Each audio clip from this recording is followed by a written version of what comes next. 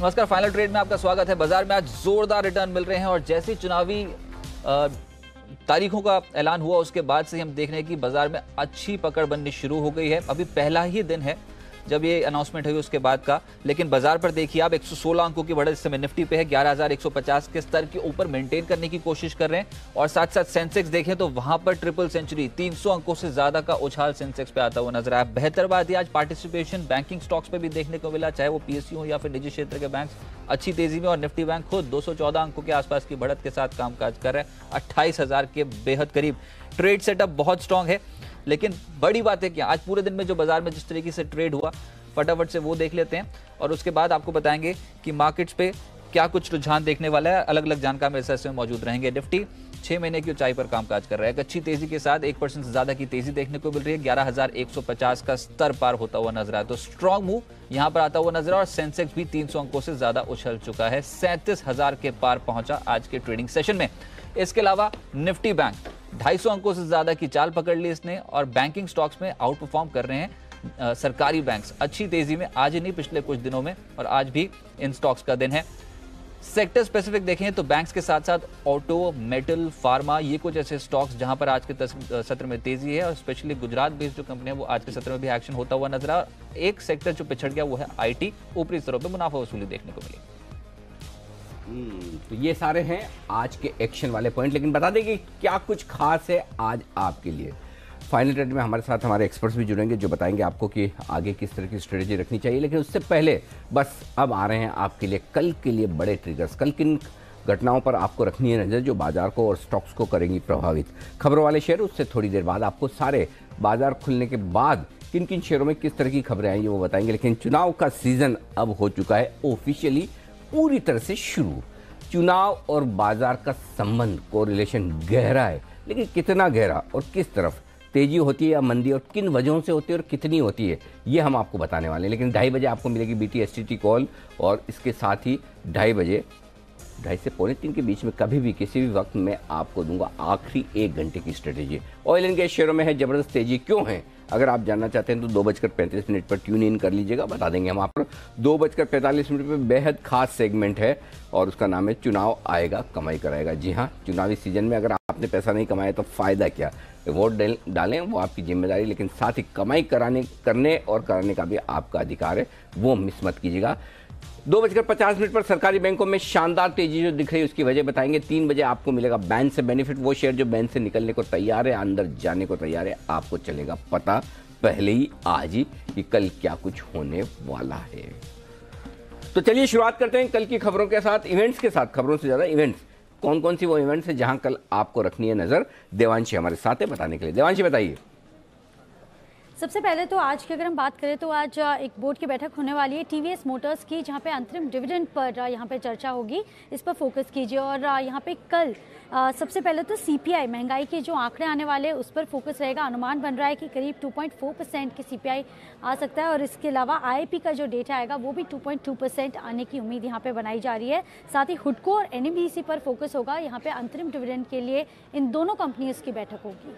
चलिए, अंतरिम डिविडेंड की तो कतार लग गई है और इस बार बारी है हुडको की, NMDC की, जिसमें 12 मार्च को बैठक और साथ साथ आज अंतरिम डिविडेंड पे जो बैठक होनी है उसमें TVS मोटर शामिल है। CPI और IIP के आंकड़े भी मेन होंगे जो कि पैन आउट होते नजर आएंगे कल के सत्र में। लेकिन मार्केट्स पे आज के सत्र में जोरदार तेजी देखने को मिल रही है अनिल जी, और सिर्फ ये चुनावी जो डेट्स थी उसी का इंतजार कर रहा था मार्केट, ऐसा लग रहा है, क्योंकि जो वन वे ट्रैक पे चला है आज कोई भी डिप आज मार्केट में नहीं मिली, खरीदारी का मौका। हालांकि पूरे दिन अगर देखें तो काउंटर स्पेसिफिक था, लेकिन इंडेक्स 100 अंकों से ज्यादा की छलांग लगा चुका। बिल्कुल, इंडेक्स जबरदस्त तेजी में है और स्टॉक स्पेसिफिक तेजी तो बहुत ही जबरदस्त है, एक्शन भरपूर है कई सारे स्टॉक में। और ऐसा लग रहा है फिर से आज आई लेटर का दिन है। इन्फीबीम आज का टॉप गेनर है, वायदा कारोबार में 12% से ज्यादा का उछाल।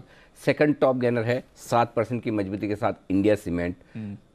IRB 6%, IDFC 5% से ज्यादा, IOC 5%। मतलब आपका मेरा नाम कहीं आई, मेरा तो एंड आई से होता है। तो खैर गुजरात बेस्ड कंपनी तो वैसे भी। अच्छा, गुजरात बेस्ड कंपनी में, हाँ वो भी एक थीम है कि गुजरात से जुड़ी हुई कंपनियां आप शुक्रवार को भी कह रहे थे और शुक्रवार को आखिरी आधे घंटे में आपने पकड़ी थी कि ये कंपनियां तेजी में आती हुई दिख रही। तो ये तमाम वो स्टॉक्स हैं जो भरपूर एक्शन में आज आपको दिखेंगे। दिल्ली से हमारे साथ जुड़ चुके हैं कुणाल सरावगी साहब और राकेश बंसल साहब, आप दोनों का भी स्वागत है। अरे राकेश जी, पहले आपसे शुरुआत करता हूँ, क्या गजब कर रहे हैं राकेश जी, तो मतलब कुणाल जी राकेश जी दोनों ही चार्ट कॉर्नर में एक के बाद एक टारगेट किस रिवाइज करने हैं। अब मेरे ख्याल से बजाज ऑटो का टारगेट आपका हिट हो चुका है, राइट? बिल्कुल अनिल जी, हिट हो चुका है और वहां पर मेरा ऐसा मानना है मुनाफा बांधना चाहिए। और पेट्रोनेट एलएनजी में भी अनिल जी टारगेट हिट हो चुका है, तो वहां पर भी मुनाफा बांधने की राय है। ओके, तो बजाज ऑटो में हमने आज सुबह जब 2000 की बात की थी मेरे ख्याल से, तो जिन लोगों ने 2000 के हिसाब से खरीदे 1970, एक मिनट में बताऊं क्या भाव था, 2980, वहां पर हमने ये कॉल दिया था, वहां से 15 पे ऊपर 2000 के हिसाब से खरीदा, वो अभी रखें या वो प्रॉफिट बुक कर ले? बंसल जी बताइए जरा। बजाज नहीं अनिल जी, मुनाफा बांधना चाहिए क्योंकि दूसरे नए नए स्टॉक्स निकल रहे हैं और वहां पर स्विच करना चाहिए क्योंकि स्टॉक नीचे से चला हुआ है। 3000 एक साइकोलॉजिकल लेवल भी है, उन स्तरों के आसपास मुनाफा बांधने की राय रहेगी। अच्छा, अब समझ में आया, नीचे से चले तो इसका मतलब कुछ और तगड़ी दमदार कॉल्स आने की तैयारी में है रजत, मतलब और चलने वाले, इसका मतलब क्लियर है कुछ नया आने वाला है। अच्छा, पेट्रोनेट एलएनजी एक और स्टॉक है जहां पर टारगेट हिट कर दीजिए जरा, बजाज ऑटो और पेट्रोनेट एलएनजी दोनों ही चार्ट कॉर्नर के स्टॉक अपने लक्ष्य को हासिल करते हुए। अच्छा, पेट्रोनेट एलएनजी 241 होकर आया है, क्या बात है। तो ये सारे टारगेट्स हासिल होते हुए आपके लिए। और जैसे ऑयल एंड गैस स्पेस में पेट्रोनेट फिर से गुजरात की कंपनी, तो अब जो भी बात करेंगे ऐसा लग रहा है कि जिन भी कंपनियों की बात करेंगे गुजरात उनके साथ जुड़ा ही कहीं आ रहा है बराबर। तो यहाँ पर पेट्रोनेट एलएनजी, गुजरात गैस, ये कुछ ऐसी कंपनियां जहां पर आज सत्र में एक्शन बहुत स्ट्रांग होता हुआ नजर आया। अच्छा, ऑटो की बात चल पड़ी है तो उसमें अशोक लेलैंड, आइशर मोटर्स, मदनसन सुमी, ये तमाम स्टॉक्स देखिए आप, इनमें आज एक्शन बहुत स्ट्रांग था, यानी कि ऑटो ने लीड किया मार्केट को और ऑलमोस्ट सभी स्टॉक्स जो हैं वहां पर एक्शन तेज है और दिन के उच्चतम स्तर के आसपास जो है ये तमाम स्टॉक्स जो है वो ट्रेड कर रहे हैं। कुणाल जी, एक कमेंट देखिए, ये ठीक है बजाज ऑटो में अच्छी तेजी देखने को मिली, लेकिन आप एंसिलरी स्पेस में देखेंगे तो भारत फोर्ज और साथ साथ मदरसन सुमी ये बहुत एक्टिव आज वायदा में। भारत फोर्ज 5% ऊपर आ गया। एक कमेंट आपका स्टॉक पे। देखिए, एक ब्रेकआउट आते हुए रजत नजर आ रहा है भारत फोर्ज में। भारत फोर्ज के लिए 520-25 के आसपास रेजिस्टेंस थी और कई बार हमने देखा है कि इन स्तरों से ये नीचे आया है। आज इसने एक बहुत डिसाइसिव ब्रेकआउट दिया है भारत फोर्ज ने, तो मैं पूरी तरह सहमत हूं कि ब्रेकआउट बहुत दमदार है और यहां 560-65 के लेवल्स आपको आते हुए दिखेंगे, तो भारत फोर्ज में बाय करके चलना चाहिए। आज के क्लोज का इंतजार करें और अगर आज 535 के ऊपर क्लोज फ्यूचर्स में होता है तो 565 के टारगेट से मेरी राय में बाय करना चाहिए। अच्छा, टीवीएस मोटर जहां पर अंतरिम डिविडेंड पे फैसला होगा आज और उससे पहले 4% के आसपास की तेजी स्टॉक में देखने को मिल रही है। कैसा लग रहा है राकेश जी, टीवीएस मोटर इस समय चार्ट पे 506 507 के जोन पे क्या किया जाए सर? देखिए रजत, स्टॉक ने काफी समय बाद एक पॉजिटिव क्रॉसओवर दिखाया है और टेक्निकली ये स्टॉक बाय मोड के अंदर है। 493 का स्टॉप लॉस लगता है और ऊपर में रजत ये 520 तक जाने का दमखम रखता है। बट रजत, जो मुझे चार्ट्स पे एक्शन दिख रहा है, मतलब कि एक्शन तो पहले से चल रहा है, उसके लिए मैं अनिल जी से सवाल करना चाहता हूं रजत कि अगर आप देखें जब ये 1 रुपए के सेस की न्यूज आई थी ओएमसीज पर, तो अगले दिन ये स्टॉक गैप डाउन खुले थे और अनिल जी ने एकदम बॉटम पर 104 105 के अराउंड आईओसी हिंदुस्तान पेट्रोलियम को रिकमेंड करने, खरीदारी के लिए रिकमेंड किया था और तब लगता नहीं था कि ये स्टॉक उन दिनों के हाइस के ऊपर निकलेंगे जिस दिन इसकी न्यूज आई थी कि और अब आप देखें तो बीपीसीएल कंफर्टेबली ट्रेड कर रहा है, हिंदुस्तान पेट्रोलियम उनके ऊपर कंफर्टेबली ट्रेड कर रहा है और अब चार्ट पे भी अच्छा लग रहा है। तो अनिल जी, पहले तो आपको शत शत प्रणाम इतने अच्छे एनालिसिस के लिए और दूसरा अनिल जी ये प्रश्न है कि कैसे कर लेते हैं आप? अरे वैसा वो हो गया बस, ठीक है। और कभी कभी क्या होता है ना, जब वो एक्सट्रीम पेसिमिज्म हो जाए, बहुत जरूरत से ज्यादा लोगों को सोचे कि अब तो जैसे कंपनियां बंद ही हो गई, आईओसीएस लोगों को लगता है 100 105 110 में बंद हो गई, तो वैसे तो होता नहीं है। इसलिए वहाँ पर ऐसे मौके कम आते हैं जब इस तरह की भयंकर वाली नेगेटिविटी हो, जैसा कि टाटा मोटर्स 130 रुपये में लोगों को लग रहा था कि बंदी हो जाएगी कंपनी, 27,000 करोड़ का। तो बंसल जी, ये तो सिंपल है, तो जो आपने कहावत तो सुनी होगी कि ये बाल हमने धूप में सफ़ेद नहीं किए हैं, है ना, वो कहावत सुनिए रजत? आपके तो काले। हाँ, तो ये एक बाल हमने स्टूडियो में बैठ के काले नहीं किए हैं, ये कहावत थोड़ी सी मॉडिफाइड कर दी है, इसके पीछे थोड़ा सा अनुभव है। सर बात सही है कि चुनावों से जस्ट पहले ही ऑयल मार्केटिंग कंपनीज के शेयर दौड़ लगाने हाँ, बिल्कुल कॉन्ट्रा नहीं, इसमें एक सिंपल गेम है, आप खाली रुपए को देख लीजिए बस। अच्छा। मैं आपको पिछले हफ्ते भी लगातार ये कह रहा हूँ, बाजार सिर्फ और सिर्फ एक ही ट्रिगर पर ट्रेड कर रहा है, वो है करेंसी। रुपया मजबूत, बाजार मजबूत, रुपया कमजोर, बाजार कमजोर। सिंपल है, ये फॉर्मूला बनाकर चल लीजिए। अभी हम ना हांगकांग देख रहे हैं, ना डाउ देख रहे हैं, ना कोई और देख रहे हैं, हम सिर्फ रुपये को देख रहे हैं। रुपया जिस तरह से 70 के ऊपर मजबूत होता हुआ दिख रहा है, ये बड़ी चीज़ है। तो प्योरली बाजार सिर्फ रुपये पर ट्रेड कर रहा है। इसलिए बंसल जी बस हो गया, मतलब ठीक है, हो गया बस उतना ही है। ट्रेड सेटअप स्ट्रॉन्ग और तमाम ये जो तेल गैस से जुड़ी कंपनियां जैसे कि MRPL, इस स्टॉक में भी तेजी है, OMCs में तो तेजी है ही, लेकिन रिफाइनरी कंपनीज भी आज के सत्र में अच्छा एक्शन शो कर रही हैं। अच्छा, एक स्टॉक जहां पर मूव अभी भी आया मेरे ख्याल से, एक बार वो दिखाइए आप, टाटा पावर। इस स्टॉक में भी एक बार देख लेते हैं क्या कुछ रुझान देखने को मिल रहा है, और दिन के उच्चतम स्तर के करीब ही यहाँ पर दिखाई देगा आपको। ठीक है, 2.5% के आसपास की तेजी इस समय देखने को मिल रही है। और एक है GSFC, जहां पर आज के सत्र में मूव अभी कुछ मिनटों पहले ही पॉजिटिव साइड पर पड़ता हुआ नजर आया, ये भी दिन के उच्चतम स्तर के आसपास। तो ठीक है, बहुत स्टैगर्ड वे में खरीदारी हो रही है, लेकिन हाँ कंसिस्टेंटली परफॉर्म कर रहे हैं। चलिए, तो कुछ ऐसी स्टॉक्स जहां पर आज न्यूज फ्लो बहुत पॉजिटिव पड़ता हुआ नजर आया, एक्शन दिखा स्टॉक प्राइस पे, वो बताने के लिए पूजा इस समय मेरे को ज्वाइन कर रही है न्यूज रूम से। पूजा, बताएं कौन से स्टॉक्स और क्या खबरें? IDBI बैंक में आज सुबह से ही एक्शन है, काफ़ी सारी खबरें हैं और बाजार के दौरान एक खबर आई है कि 5 NPS की बिक्री के लिए कंपनी ने बोली मंगवाई है। इसकी कुल वैल्यू करीब 1250 करोड़ की है और इस NPA के लिए बोली मंगवाई गई है। तो IDBI बैंक आज तेजी में है। यूनिकेम लैब्स US FDA ने गाजियाबाद प्लांट की जांच की थी कंपनी की। ये जांच 5 से 8 मार्च के बीच हुई और इस जो जांच हुई है इसमें कोई भी गड़बड़ी नहीं पाई गई है। US FDA की तरफ से क्लीन चिट मिल चुकी है यूनिकेम लैब्स को। कल्पतरू पावर कंपनी को एक बड़ा ऑर्डर मिला, करीब 1288 करोड़ का ये ऑर्डर मिला है। इसमें ऑयल एंड गैस के 2 प्रोजेक्ट्स और ट्रांसमिशन एंड डिस्ट्रीब्यूशन है TND के भी एक प्रोजेक्ट शामिल हैं। यूनाइटेड बैंक ने भी कुछ बोलियां मंगवाई हैं NPS बेचने के लिए, करीब 60 NPS की बिक्री के लिए बोली मंगवाई। और हम देख रहे हैं यूनाइटेड बैंक सुबह से ही आज तेजी में करीब 5 से 6% की मजबूती के साथ ये कारोबार कर रहा है। पावर मैक को भी एक बड़ा ऑर्डर मिला है, आंध्र प्रदेश सरकार की तरफ से करीब 1240 करोड़ का ऑर्डर मिला कंपनी को। IFCI कंपनी ने कुछ रकम जुटाई है, पावर सेक्टर के 2 लोन बेच दिए हैं और उसके जरिए कंपनी ने करीब 1170 करोड़ रुपए जुटा लिए हैं। तो आज ये भी खबरों में है। राइट्स, आज कंपनी की बोर्ड की बैठक होनी थी, वो बोर्ड बैठक खत्म हो चुकी है और इसमें 4 रुपये प्रति शेयर के अंतरिम डिविडेंड का ऐलान हुआ है। तो राइट्स आज फोकस में है। इसके अलावा कुछ बड़े सौदे भी हुए हैं। टाटा मोटर्स में 2 बड़े सौदे हुए, कुल 70 लाख शेयरों के, और ये जो सौदे हैं ये 181 से 182 रुपये प्रति शेयर पर ये सौदे देखने को मिले हैं टाटा मोटर्स में। इसके अलावा साउथ इंडियन बैंक में भी एक बड़ा सौदा हुआ है, करीब 12 लाख शेयरों का, और जो भाव है 15 रुपये 20 पैसे के भाव पर ये सौदा देखा गया है। क्रॉम्पटन ग्रीव्स पावर, यहाँ पर भी तेजी है और यहाँ पर 10 लाख शेयरों का सौदा हुआ है, करीब 38 रुपये प्रति शेयर पर। इसके अलावा कोल इंडिया में 20 लाख शेयरों का सौदा हुआ है, 240 रुपये प्रति शेयर पर यह सौदा देखने को मिला है बाजार के दौरान। और साउथ इंडियन बैंक में भी एक सौदा हुआ है, करीब 26 लाख शेयरों की ब्लॉक डील हुई है इस कंपनी में, और ये जो खरीदारी है 15 रुपये 35 पैसे के आसपास ये सौदे देखने को मिले हैं साउथ इंडियन बैंक में। Multiple block deal south Indian bank में मल्टीपल ब्लॉक डील्स आज के सत्र में होते हुए नजर आई। 12 लाख का पहले, उसके बाद 26 लाख का भी सौदा यहाँ पर होता हुआ नजर आया। लेकिन इंटरेस्टिंग जो ब्लॉक डील दिख रही है वो दिख रही है टाटा मोटर्स में 70 लाख शेयरों का ट्रेड 181-82 के दाम पे लगातार स्टॉक मजबूती में है और बड़े बड़े हाथ यहाँ पर एक्शन में आते हुए दिख रहे हैं, हाथ बदलते हुए नजर आ रहे हैं। इसी के चार्ट पर एक बार आए ले ली जाए। राकेश जी बताएं क्या कह रहे हैं टाटा मोटर्स के चार्ट्स? देखिए अनिल जी, टाटा मोटर्स का टेक्निकल रुझान तो अब पॉजिटिव हो रखा है। और अनिल जी, आपने तो इस स्टॉक को जब नतीजे आए थे तो नीचे में आपने बोला था 130 रुपए के अराउंड की यहाँ पे बेचना नहीं चाहिए।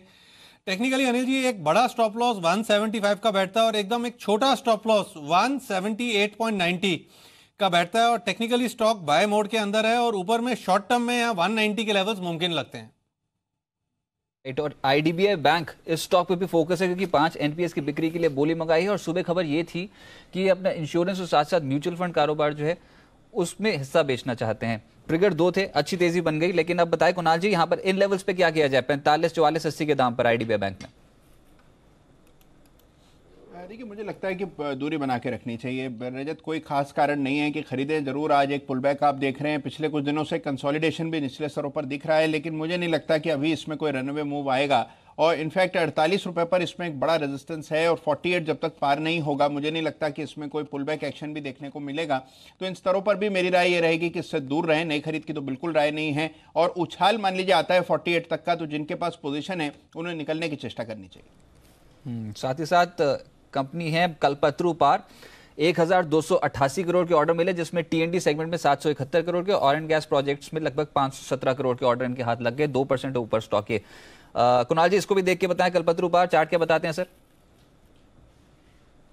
देखिए, चार्ट पर एक ब्रेकआउट आते हुए नजर आ रहा है रजत। इस काउंटर के लिए एक रेजिस्टेंस थी जो कि 400 के आसपास थी, या 408 रुपए पर ये ट्रेड कर रहा है। अगर आज बंदी 400 रुपए के ऊपर आती है तो फिर आपको 440 445 रुपए तक का एक मूव देखने को मिल सकता है। थोड़ा सा स्लो मूविंग काउंटर है तो थोड़ा पेशेंस रखना होगा, और एक बहुत टाइट स्टॉप लॉस 400 के नीचे 399 रुपए पर रखें। ऊपर मुझे लगता है कि पहला टारगेट 425 का, दूसरा 440 का होना चाहिए।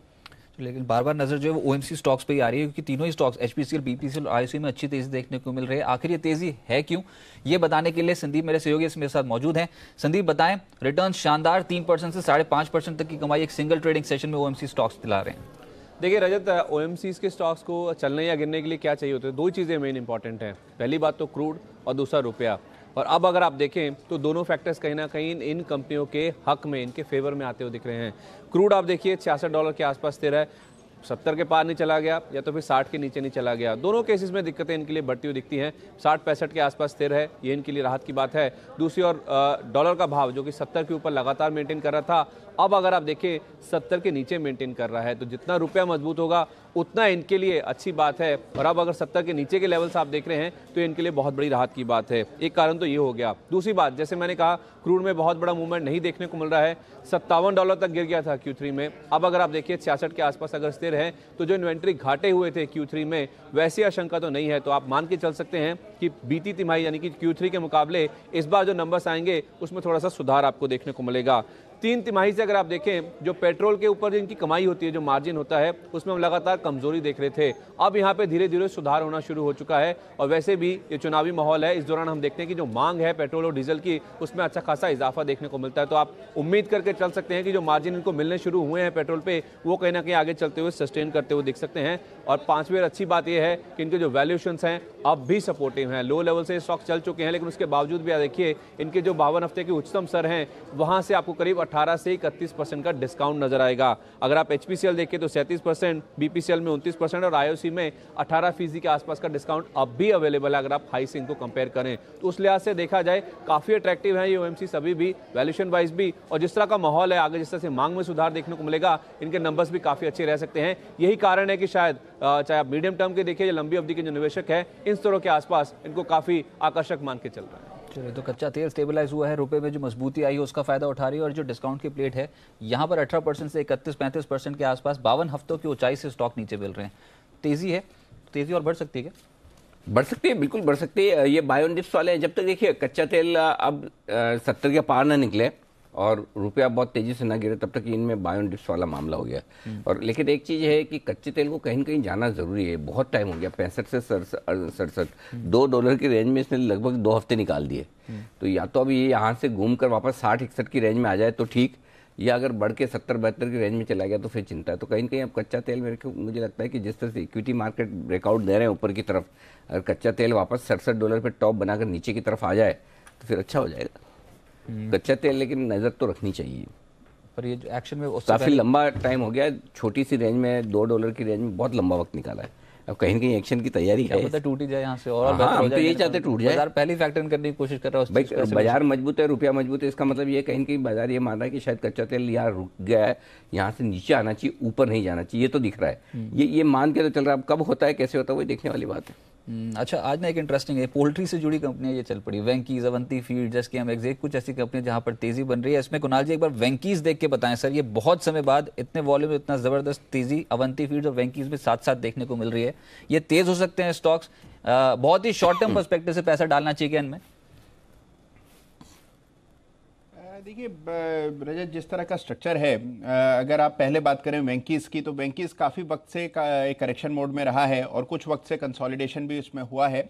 अच्छी बात यह है कि इस काउंटर ने 2000 के स्तर को बहुत डिसाइडेडली पार नहीं किया है और लगातार 2000 के लेवल्स को होल्ड कर पाने में सफल रहा है। आज एक बाउंस दिख रहे हैं, बाजार का मूड अच्छा है तो शायद सारे स्टॉक्स ऊपर जा रहे हैं। लेकिन मुझे लगता है कि इसके लिए जो ब्रेकआउट लेवल है वो 2600 का है।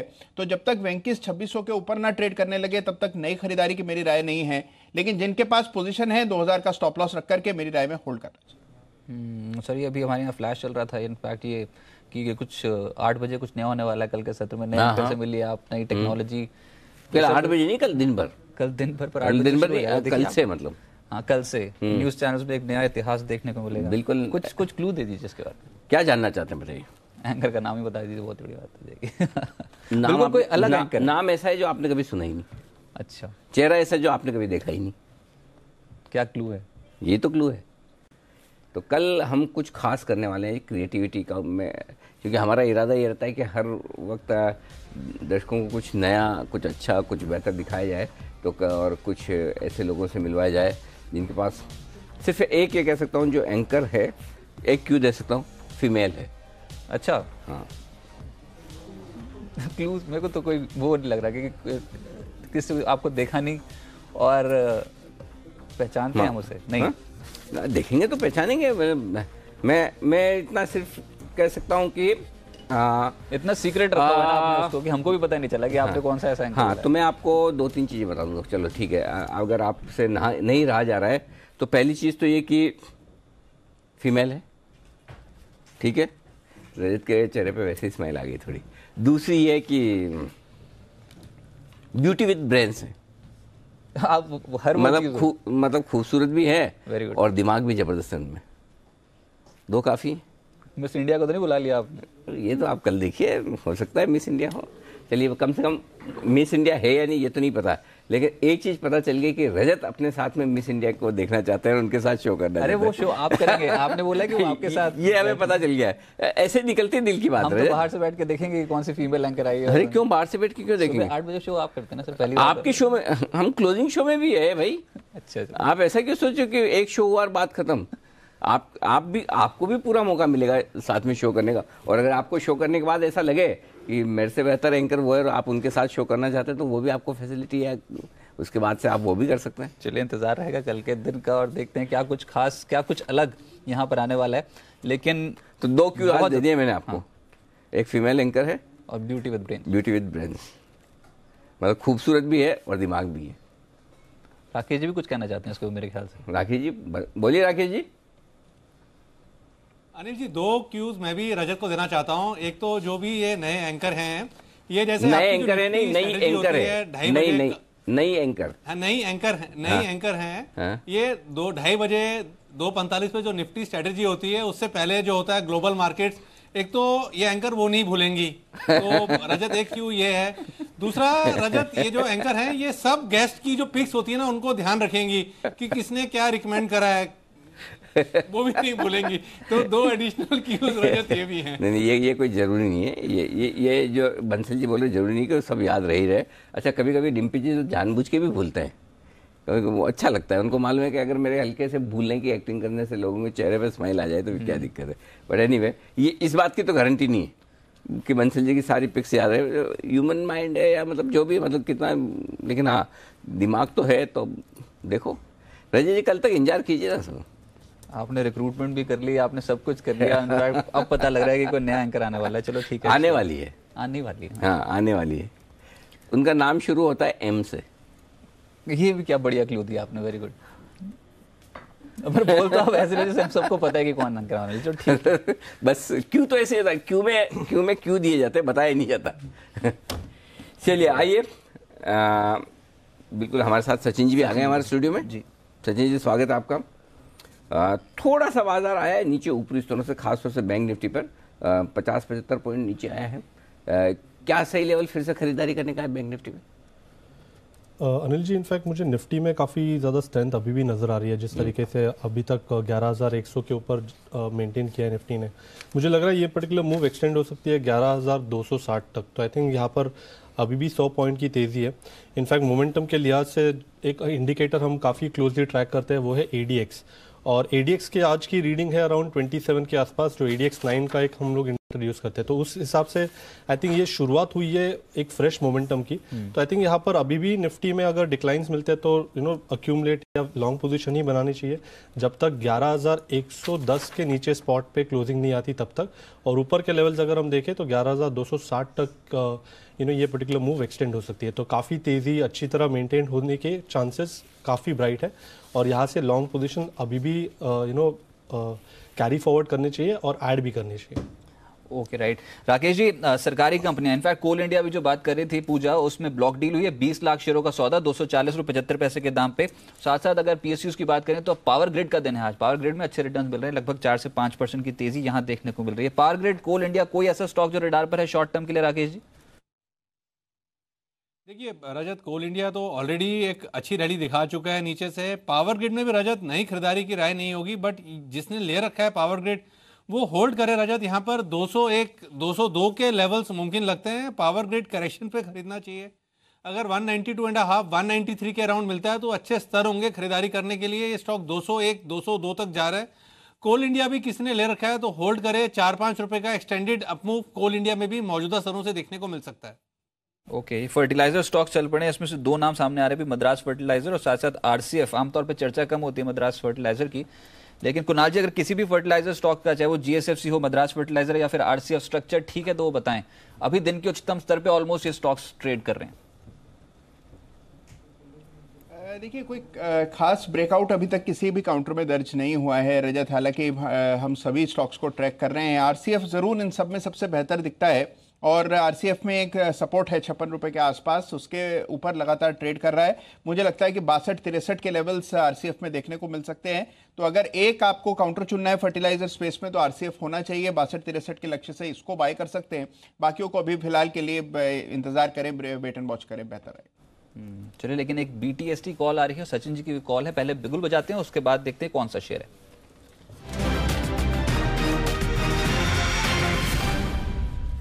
सचिन जी आते हैं फुल फॉर्म में, बताइए सर। सब बीटीएसटी करना है जुबिलेंट फूड्स में वापस। ओके। इनफैक्ट जिस तरीके से अभी भी डेटा यहाँ पर नज़र आ रहा है, यहाँ से लग रहा है कि 1470 तक ये पर्टिकुलर मूव एक्सटेंड हो सकती है। ओवरऑल पैटर्न स्ट्रक्चर देखें तो यहाँ पर एक ब्रेकआउट जो हुआ था सिमेट्रिकल ट्रायंगल से 1300 के आसपास, इसी पर्टिकुलर फॉर्मेशन के टारगेट्स वहाँ पर रेस्ट कर रहे ये हैं। लेवल्स आप कैश देंगे फ्यूचर्स? ये कैश के लेवल्स है। Cash levels, okay. तो कैश में मैं आपको बता दूं जुबिलेंट फूड वर्क्स इस वक्त जो चल रहा है उस हिसाब से आप लेवल 1372 के आसपास चल रहा है, ठीक है। हाँ बताइए, स्टॉप लॉस टारगेट आप? स्टॉप लॉस होगा 1325 का, 1325 का, ओके। और टारगेट होगा 1470 का, 1470 सीधा एक ही टारगेट 100 रुपए ऊपर। Yes sir. क्या बात है, वाह। 50 रुपए नीचे का स्टॉप लॉस और 100 रुपए ऊपर का टारगेट। इसका अगर वीकली आरएसआई भी देखेंगे ना तो वीकली आरएसआई पे एक फ्रेश ब्रेकआउट आ रहा है। अच्छा, तो ये काफी अच्छे संकेत है। आई थिंक यहाँ से जो मोमेंटम बनेगा वो काफी तेज बनेगा। तो स्टॉप लॉस भी काफी छोटा है इस बार एंड टारगेट 100 पॉइंट तक का है। तो एक बार हमारे साथ रेलीगेट सिक्योरिटी से आशु मदान साहब भी कार्यक्रम में शामिल हो चुके हैं, उनसे भी एक राय ले ली जाए जुबिलेंट फूड पे। आशु जी, आपकी राय? अनिल जी, डेफिनेटली जो भाव से है और जिस तरह से मैंने आपको लास्ट वीक बोला था कि शॉर्ट ट्रैप हुआ है 1300 और 1275 के बीच में, जिसका एक मूव 1350 देखा, 1350 से 1325 आया। अगर ये 50 के नीचे नीचे रहता तो अनिल जी ये शॉर्ट कैंडिडेट था, बट सिंस वापस 1350 के ऊपर आके कन्विंसिंगली खड़ा हो गया है तो अनिल जी ये डेफिनेटली लॉन्ग कैंडिडेट है, बट विद ए कैविएट के सर मैं इसको लॉन्ग नहीं कर सकता। बट डेफिनेटली जो स्क्रीन बता रही है, जो भाव बता रहा है और जो ओवरऑल कॉम्पोजिशन स्ट्रक्चर है स्टॉक का, वो डेफिनेटली पॉजिटिव है। ओके, तो बिल्कुल स्ट्रक्चर तो पॉजिटिव दिख रहा है, स्क्रीन भी है, खरीदारी भी कर रही है। ये कुछ स्टॉक ऐसे हैं जहां हमेशा निचले स्तर पर कोई न कोई खरीदने आ ही जाता है। कुछ फंड्स का बड़ा फेवरेट है, तो कितना भी महंगा हो, आईशेयर हुआ, जुबिलेंट फूड हुआ, यहाँ पर निचले स्तरों पर खरीदारी आई जाती है। 2:30 बजने वाले हैं और 2:30 बजे मेरी स्ट्रेटेजी के डेटा भी तैयार हो रहे हैं, वैसे बस 2 मिनट हो रहे हैं। चलिए तो ठीक है, अभी थोड़ी देर में अनिल जी की स्ट्रैटेजी होगी। अच्छा मूव मिला है मार्केट्स में और इसको और प्ले कैसे करना है कि यहाँ से तेजी भी और बढ़ेगी, स्ट्रैटेजी कैसे रखनी है आपको ऑप्शंस के थ्रू, ये भी आपको बताएंगे। लेकिन फटाफट से चलते हैं कुणाल जी के पास, उनकी भी कॉल आ रही है। और उसके बाद कुणाल जी की कॉल के बाद और नितिन जी का पीसीआर भी आ रहा है। नितिन जी कह रहे हैं कि आज मैं कुछ नई स्ट्रेटेजी के लिए तैयारी कर चुका हूँ, तो उनकी तैयारी हो चुकी है। तैयारी होने के बाद नई कॉल आने के लिए वो भी तैयार है। तो पहले कुणाल जी का बीटीएसटी, पहले बिगुल, उसके बाद फिर बीटीएसटी।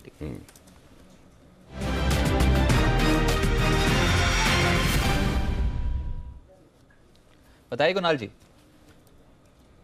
अरे रजत जी, ये बीटीएसटी नहीं है, ये चार्ट कॉर्नर है। और रजत एक चीज है, जिस तरीके से आप भी चार्ट देखते हो, एक फोल्डर बनते हैं NSC, FNO, mid cap, small cap, तो एक आजकल एक नया फोल्डर बना हुआ है अनिल सिंह भी फेवरेट। देखिए जितने भी अनिल जी के फेवरेट स्टॉक्स थे, Tata motor, Jubilant life, Greaves cotton, वो सब चल रहे हैं। और अनिल जी का एक फेवरेट एनबीएफसी स्टॉक को हम रिकमेंड कर रहे हैं, चोलामंडलम फाइनेंस। यहाँ पर एक ओवरवेट होकर खरीदारी की राय है। इस स्टॉक ने जब हाउसिंग फाइनेंस कंपनीज के अंदर, दीवान हाउसिंग के अंदर क्राइसिस आया था, तो सब एनबीएफसी में एक सेलिंग देखने को मिली थी। अब चोलामंडलम फाइनेंस एक बड़े चार्ट पर एक बड़ा ब्रेकआउट दिखा रहा है और ये स्टॉक मौजूदा स्तरों से 125 से 150 रुपए इसी सीरीज में बढ़ने का पोटेंशियल रखता है। बड़े चार्ट पर एक बड़ा ब्रेकआउट है, मिस नहीं करना चाहिए, खरीदारी की राय है। ओवर टू कुणाल जी। देखिए अनिल जी, ये आप स्पष्ट कर दीजिएगा आपका फेवरेट अब है या नहीं है। हालांकि हमने इसको आपका फेवरेट बता दिया है, लेकिन चोला फाइनेंस में एक बड़ा ब्रेकआउट आते हुए चार्ट पर नजर आ रहा है। अभी मैंने अपनी लिस्ट में कोई 8 शेयर लिखे, 8 के 8 एनबीएफसीज हैं। तो आज का जो मोमेंटम है वो सारा का सारा एनबीएफसी स्टॉक्स में है और चोला में जो ब्रेकआउट है वो बिल्कुल साफ स्पष्ट चार्ट पर नजर आता है। मौजूदा स्तरों पर बाय करें, मुझे लगता है 1400 के परे जाने की संभावना दिख रही है। मौजूदा स्तरों पर अगर बाय कर रहे हैं तो 1335 रुपए पर स्टॉप लॉस रखना है। 1378 रुपए पहला लक्ष्य होगा और दूसरा टारगेट 1405 रुपए का होगा। ये सभी लेवल्स करंट मंथ फ्यूचर्स के। चलिए, तो 1335 ये एक स्टॉप लॉस लगाना होगा करंट मंथ के फ्यूचर्स पे, और 1378 1378 का पहला टारगेट है और 1405 का दूसरा टारगेट। दूसरा सवाल आपकी फेवरेट लिस्ट में है भी कि नहीं? फेवरेट लिस्ट में है, बिल्कुल है। और वैसे एक्चुअली ये उन बहुत ही कम और चुनिंदा जो मैंने बहुत पहले आइडेंटिफाई किया सक्सेसफुल रहे, जिनमें एक मुझे याद है कि इसको तो मैंने 175-80 रुपए में आइडेंटिफाई किया था, चोलामंडलम को 175-80 में। मैं वो हिसाब लगा रहा था कि 175 के वन तो लगा के छोड़ दिया था मैंने। 175 था कि क्या था? 175 175। और एक स्टॉक जो एमआरएफ वो 7,500-8 हजार रुपए में आइडेंटिफाई किया था। तो ये दो स्टॉक कौन से साल की बात हो गए? साल तो काफी हो ही गए नेचुरली। चोलामंडलम को हुए होंगे ना साल, करीबन नहीं तो भी 7-8 साल तो हो गए, 8-10 साल हो गए होंगे। लेकिन अगर स्टॉक 10 साल में 10 गुना होता तो बुरा क्या है? हर साल आपका डबल ही हो रहा है एक तरह से, ऐसे देखो तो 10 साल में 10 गुना हो गया तो एक तरह से बुरा, मतलब डबल तो नहीं बोल सकते, लेकिन 10 साल में 10 गुना इज वेरी नाइस रिटर्न। वैसे एमआरएफ 7,500-8 हजार का 70-80 हजार हो गया तो ठीक है। तो कुछ स्टॉक्स हैं जो वाकई में अच्छा काम करते हुए दिखे हैं, सब कभी कभी हो जाता है, ठीक है। लेकिन ऐसा है कि बहुत सारे स्टॉक ऐसे भी होते हैं जैसे कि एबी कैपिटल, टाटा मोटर्स जैसे, जो एक साल में आधे भी रह जाते हैं। लेकिन ठीक है, इनका भी टाइम आएगा, है ना? बिल्कुल। आशु सर, कुछ कहना चाहते हैं हम? हाँ अनिल जी, मैं कह रहा था कि सिंस एनबीएफसी की बात चल रही थी, आपको सुबह ध्यान होगा कि सबके, मैंने बोला था सबके रडार पे एलआईसी है, और आपने भी कहा था कि आज ही 1000 रुपए हो जाएगा, तो एलआईसी में कोई मूवमेंट नहीं आई है। इनफैक्ट 2-3 रुपए नीचे है। कैनफिन वहां से भी 10 रुपए ऊपर है सर, 297 था, तब भी 2-3% ऊपर था, और अब 307 का फ्यूचर का भाव है।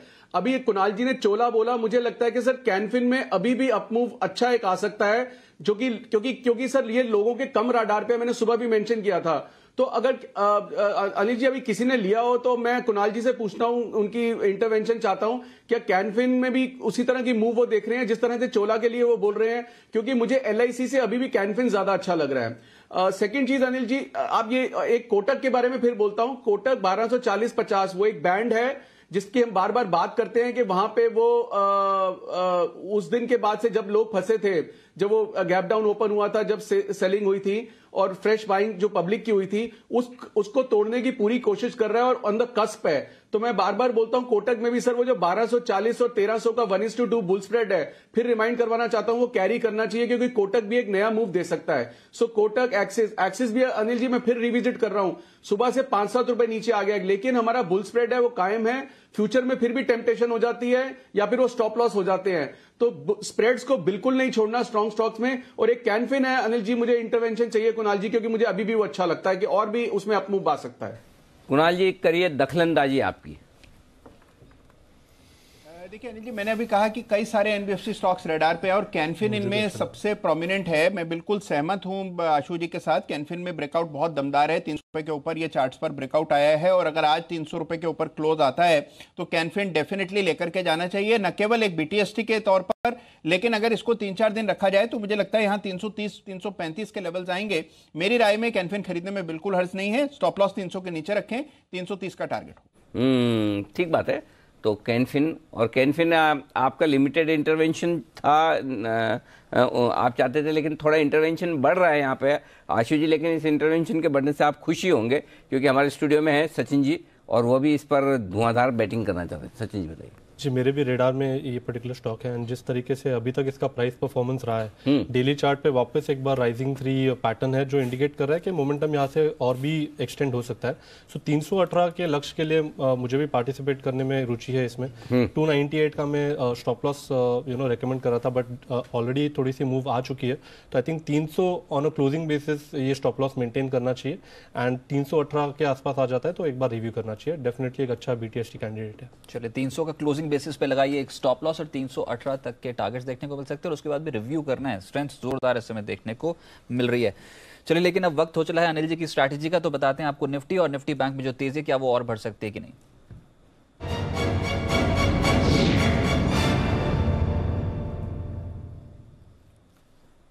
सबसे पहले अंतर्राष्ट्रीय बाजारों का हाल देखते हैं और डाउ फ्यूचर्स यहां पर गिरावट देखने को मिल रही है। लगभग 200 अंकों की गिरावट है डाउ फ्यूचर्स में।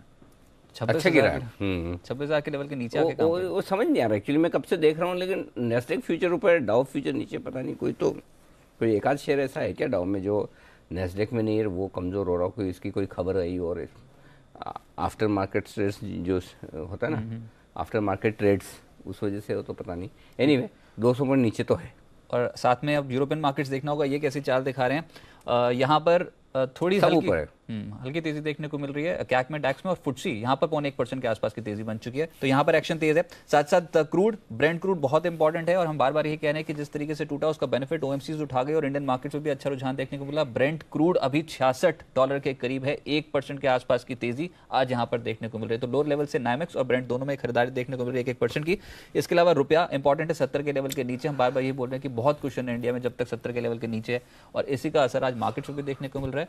और जो भी रुपी सेंसिटिव स्टॉक्स यानी कि ये जो ओएमसीज वगैरह स्टॉक्स होते हैं यहाँ पर भी अच्छी तेजी देखने को मिली। तो इंडियन मार्केट्स यहाँ 130 पॉइंट ऊपर है, निफ्टी 1166 का स्तर। देखिए, रुपया मजबूत है, लेकिन और मजबूत होकर थोड़ी सी प्रॉफिट बुकिंग आई है ऊपरी स्तरों पर।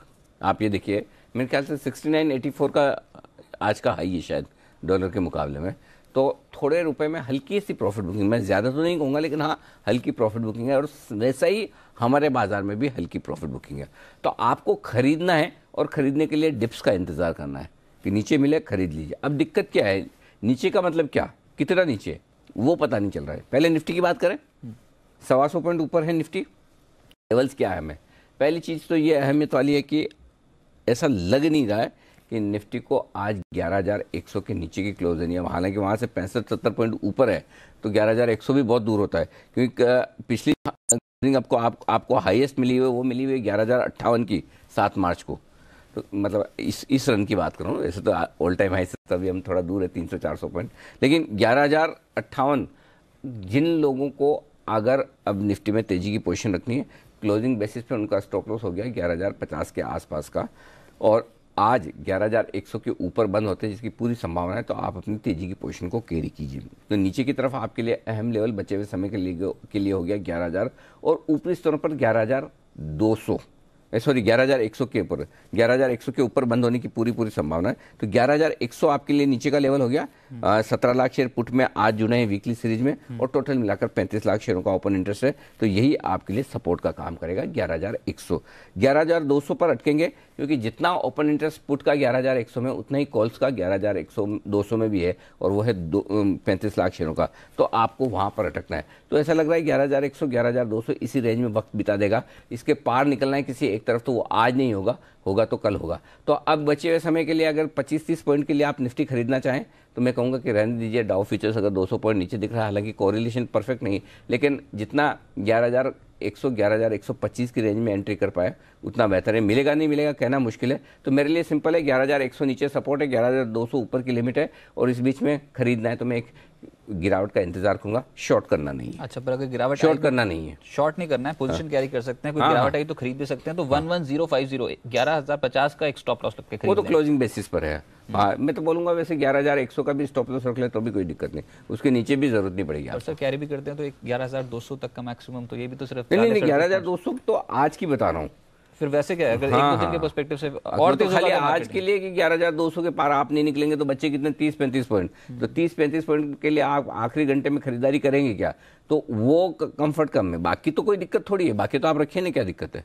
लेकिन एक डेटा अभी थोड़ी देर बाद हम भी शेयर करेंगे यहाँ पर मार्केट पे, वो यही बता रहा है कि अच्छी तेजी बनती है, जैसे तेजी है, ध्यान तेजी का ही है, खाली हो जाते हैं उसके बाद थोड़ा नीचे में मिलेगा तो एंट्री आपकी परफेक्ट हो तो ज्यादा बेहतर है, बस उतना ही लेना ही है। शॉर्ट तो करने की राय में कह रहा हूँ कि शॉर्ट तो करना ही है, 200 पॉइंट डाउ फ्यूचर नीचे देख के भी शॉर्ट नहीं करना है, ऐसा है।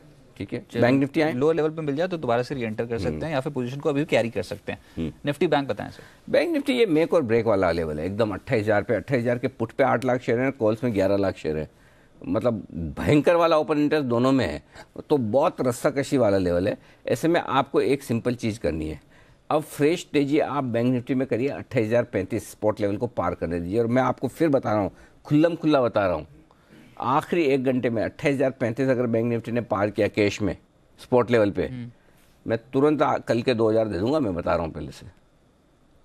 फिर से लेवल बताइए। 28,035 जैसे पार किया और 2-3 में टिका, कल के 2,000 आएंगे। और मेरा टारगेट बता देता हूँ 28,000, अगर गलती से ना दे पाऊँ, लेट हो जाऊँ, इधर उधर कोई बात करने में रह जाऊँ, 28,100, 28,150 और 28,200 तक के टारगेट के लिए 28,035 पार करते ही 2-3 में टिकते ही ले लीजिए। दिन का उच्चतम स्तर, दिन का उच्चतम से पार होते ही तो उसके बाद 28,100, 28,150, 28,200 तक के टारगेट ओपन हो जाएंगे। बिल्कुल ठीक है, पर स्टॉप लॉस क्या रखना होगा इसको? हाँ, स्टॉप लॉस क्या रखना होगा, ये मुश्किल सवाल पूछा है आपने। स्टॉप लॉस क्या रखवाया जाए? 28,000 तो इसका स्टॉप लॉस होगा 27,800 का होगा। 27,800 से नीचे स्टॉप लॉस ही नहीं आ रहा, थोड़ा सा दूर हो गया है स्टॉप लॉस। 27,800 के नीचे स्टॉप लॉस है। 200 रुपये और नीचे आएगा तो ले लीजिएगा, चिंता मत कीजिए, बस क्यों घबरा रहे हैं, आएगा नहीं। अरे आपको स्टॉप लॉस आएगा कैसे? अरे नहीं होगा रजत, चिंता क्यों? 6 ट्रेडिंग सेशन से एक तरफा चल रहा है, एक बार नहीं हो पाया था पर उसके वो डिप नहीं माना जाएगा। हाँ, तो मैं इसलिए तो बोल रहा हूँ ना, पार हो जाने दो 28,035 का। अच्छा, बिल्कुल कम रिस्क रखनी, 27,950 का अंदाज से लगा लीजिए, बस 27,950 अंदाज से, इसका कोई वो मतलब सिग्निफिकेंस नहीं, अंदाज से दे रहा हूँ, लेकिन नहीं होगा, आप चिंता मत कीजिए। बहुत स्ट्रेंथ है, बहुत स्ट्रेंथ है, बस यही है। और ऐसा भी नहीं है, आप पिछले 2 दिन से देखिए, पुट कॉल रेशियो 1.6 पर है निफ्टी में, बहुत कंफर्टेबल है। ऐसा नहीं कि बाजार ओवरबॉट है, ओवरबॉट के चले ना तो दिक्कत है, ओवरबॉट नहीं हल्का, लेकिन 28,000 बहुत क्रूशियल लेवल है, बहुत।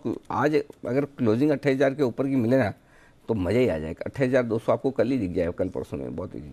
तो 28,000 के ऊपर टिकना मुश्किल, तो मेरा ये मानना है बचे हुए समय के लिए 27,900, 28,050 शायद इसी रेंज में वक्त बिताए, तो इसलिए 28,000 के आसपास मैं अभी थोड़ा मन बनाने की कोशिश कर रहा हूँ, लिया जाए या बेचा जाए। बेचने की तो हिम्मत है नहीं, और खरीदने का मौका 28,035 के पार, सिंपल। चलिए 28,035 के पार निकले तो उसके बाद तेजी की पोजीशन बना लीजिए 28,100, 28,150 और 28,200 के टारगेट के लिए, लेकिन स्टॉप लॉस थोड़ा नीचे बैठेगा। अगर ऐसी साइकोलॉजिकल स्टॉप लॉस लगाना है तो वो 27,950 के आसपास लगा सकते हैं, लेकिन मोटा मोटा 27,800 के आसपास एक मेजर सपोर्ट निफ्टी बैंक का बैठता है। निफ्टी बैंक की बात चली तो सबसे तेज चढ़ने वाला स्टॉक है फेडरल बैंक। एक बार सचिन जी ये देख के बताएं सर, 4.5% के आसपास की तेजी है फेडरल बैंक में, सबसे ज्यादा लीड कर रहा है निफ्टी बैंक में। देखिए स्ट्रक्चर्स तो काफ़ी स्ट्रॉन्ग है, इनफैक्ट ये पूरे अगर लॉन्ग टर्म स्ट्रक्चर को देखें तो 2 बार यहाँ पर एक फॉलिंग वेज पैटर्न से ब्रेकआउट हुए थे और वहाँ से काफ़ी सस्टेनेबल ट्रेंड्स मिले थे। तो मुझे लग रहा है कि ये पर्टिकुलर मूव जो अभी इनिशिएट हुई है, 85 के आसपास एक ब्रेकआउट हुआ था, उसके एक्सटेंशन या उसके टारगेट्स अराउंड 100 से 105 के आसपास आ रहे हैं। और मुझे लग रहा है कि यहाँ पर अभी भी इस पर्टिकुलर स्टॉक में लॉन्ग पोजीशन बनानी चाहिए।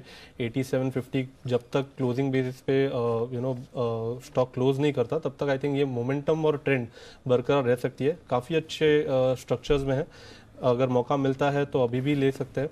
अराउंड 100-105 एक रिव्यू जोन होगा, तो मुझे लग रहा है जिस तरीके से अभी भी इस पे पैटर्न्स के ब्रेकआउट्स हुए, आई थिंक उधर तक जाने की इतनी क्षमता है इस पर्टिकुलर स्टॉक में। तो 91-91.5 एक अच्छा लेवल होगा, 8750 का स्टॉप लॉस होगा ऑन क्लोजिंग बेसिस। तो यहाँ पर अभी तेजी और बढ़ सकती है, लेकिन एक स्टॉक है गोडफ्रे फिलिप्स, दिन के उच्चतम स्तर पे ट्रेड कर रहा है। एक बार कुणाल जी देख के बताएं सर, ये 8% का मूव, और पिछले सत्र में तो एक नेगेटिव खबर आई थी, उसके बावजूद यहाँ पर स्टॉक में अच्छी तेजी देखने को मिल रही है और 8% का रिटर्न जनरेट कर दिया। सबसे तेज चलने वाला स्टॉक साबित हो रहा है अभी एफएमसीजी कैटेगरी में, अगर इसको डालते हैं तो 1022 के लेवल्स पे क्या किया जाए? रजत, बिगुल बजाया जाए तो फिर मैं इसका जवाब दूंगा। चलिए तो बजाते हैं सर। बिगुल बजाना कौन सा है? BTST? हाँ, BTST। चलिए तो बजाइए बिगुल।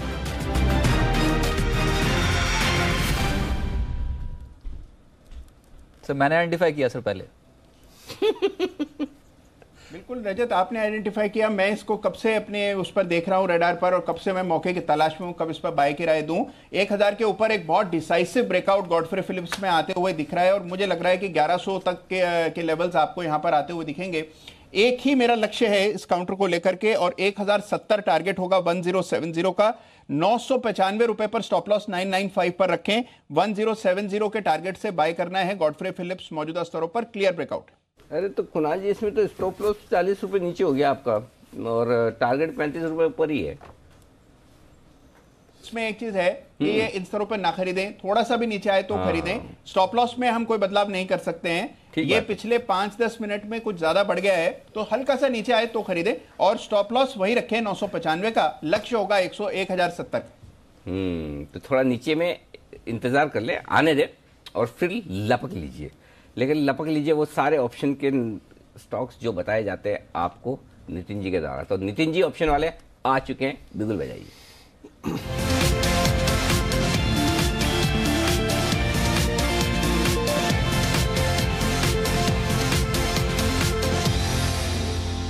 नितिन जी, स्वागत है आपका। पहले तो अपडेट देंगे, जो ट्रेड्स खुले हैं उनका क्या करना है? अनिल जी, 3 ट्रेड्स अपने ओपन है, जिसमें से एक तो निफ्टी की कॉल थी 11,200 की। इसके टारगेट्स हो गए हैं, हमने पूरे हो गए पे लिया था 110 रुपए। 110, अभी 115 चल रहा है कॉल। क्या बात तो है। वो तो टारगेट हो गया कॉल ऑप्शन का। दूसरा एक HDFC बैंक की कॉल ऑप्शन है, जो 43 पे है, 36-37 पे लिया था। इसको रखना चाहिए क्योंकि अभी फिर वापस इसमें मूव आ रही है, तो मुझे लग रहा है कि 1-2 दिन में HDFC बैंक में मूव मिलेगा, तो ये कॉल कैरी करेंगे। तीसरा एक एक्सिस बैंक की कॉल ऑप्शन हमने 16, बट उसमें 15 का ट्रेलिंग स्टॉप लॉस लगवा दिया था सुबह कि 20 हो गई थी तो 15 का ट्रेलिंग रख लेते हैं। अभी 16 का है। मेरे ख्याल से अगर आप थोड़ा सा एग्रेसिव हैं तो इसको रखना चाहिए। जो अर्लियर स्टॉप लॉस था अपना 10 रुपए का, वही रखेंगे, क्योंकि एक्सिस बैंक में जो अभी हल्की सी करेक्शन आई है, इसमें कोई डेटा नेगेटिव नहीं हुआ, डेटा अभी भी पॉजिटिव बना हुआ है, तो ये कॉल ऑप्शन आप होल्ड कर सकते हैं और कैरी कर सकते हैं। तो जो मैंने सुबह ट्रेलिंग स्टॉप लॉस 15 का किया था, उसको मत फॉलो नहीं करना है, हम 10 का स्टॉप लॉस फॉलो करेंगे। और टारगेट वही 30-32 के रखने? जी, टारगेट वही 30-32। अच्छा, और HDFC बैंक में आपने 30 रुपए का स्टॉप लॉस रिवाइज करवाया था, और टारगेट 60 रुपए। जी, HDFC में 30 का हम ट्रेलिंग रखेंगे, क्योंकि उसमें मोमेंटम बना हुआ है, वो ज्यादा दिक्कत नहीं कर रहा है। एक्सिस बैंक में हम स्टॉप लॉस अर्लियर रख लेंगे, तो उसमें सेम रखेंगे। चलिए, बहुत बढ़िया, ठीक है। अच्छा, अब नया कुछ देना चाहते हैं? आपने सुबह भी दिया नहीं, आप बोले थे दोपहर में दूंगा।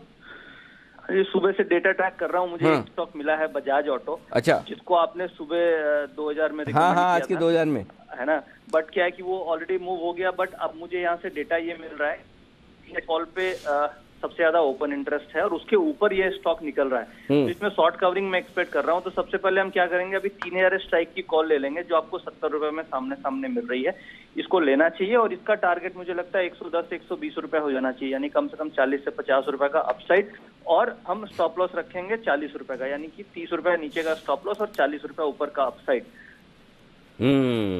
तो ये हुई ना बात। चलिए, थैंक यू वेरी मच बोलना पड़ेगा आपको मुझे तो, क्योंकि अगर आप मेरा सुबह के आज के 2000 वाले में, वैसे तो आज के 2000 बन गए, 2980 में हमने दिया था, और रजत डिम्पी ने सुबह कैलकुलेट करके बताया था कि 250 का ही लॉट है, और 10 रुपये बढ़ जाएगा तो खर्चा वर्चा काट के सबके 2,000 बन जाएंगे।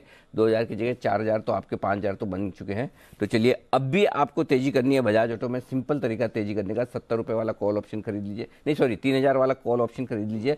70 रुपये के आसपास मिल रहा है, थोड़ा बढ़ गया, 65 रुपये में बोल रहे थे नितिन जी, 64-65 और स्टॉप लॉस 40। नितिन जी, इसके अलावा भी कुछ है या एक ही आज? इन 2 ऑलरेडी ओपन है, तीसरा ये हो गया, तो 3 रखते हैं, फिर कल सुबह और एक अच्छी मिलेगी तो दूंगा। तो चलिए, अच्छा ये जो निफ्टी में आपने बुक करने के लिए बोल दिया, तो वापस नीचे आएगा निफ्टी तो लेंगे ना? थोड़ा कितना करेक्शन हो गया तो फिर से खरीदेंगे? देखिए जी, मुझे करेक्शन तो लग नहीं रही है निफ्टी में। आज का डेटा सुबह से जो बना है काफी अच्छा डेटा है, बैंक निफ्टी का भी डेटा है, तो ज्यादा करेक्शन आने की उम्मीद सुबह से हम भी अपनी कंपनी में वेट कर रहे हैं कि निफ्टी नीचे आएगी तो कॉल ऑप्शन खरीदेंगे, बट मौका नहीं मिल रहा है। बट यहाँ पे एक अच्छा तरीका है कि आप वीकली ऑप्शंस के प्रीमियम सस्ते हैं, वहां पे आप स्प्रेड्स में काम कर सकते हैं, यानी कि व्यू पॉजिटिव ही है।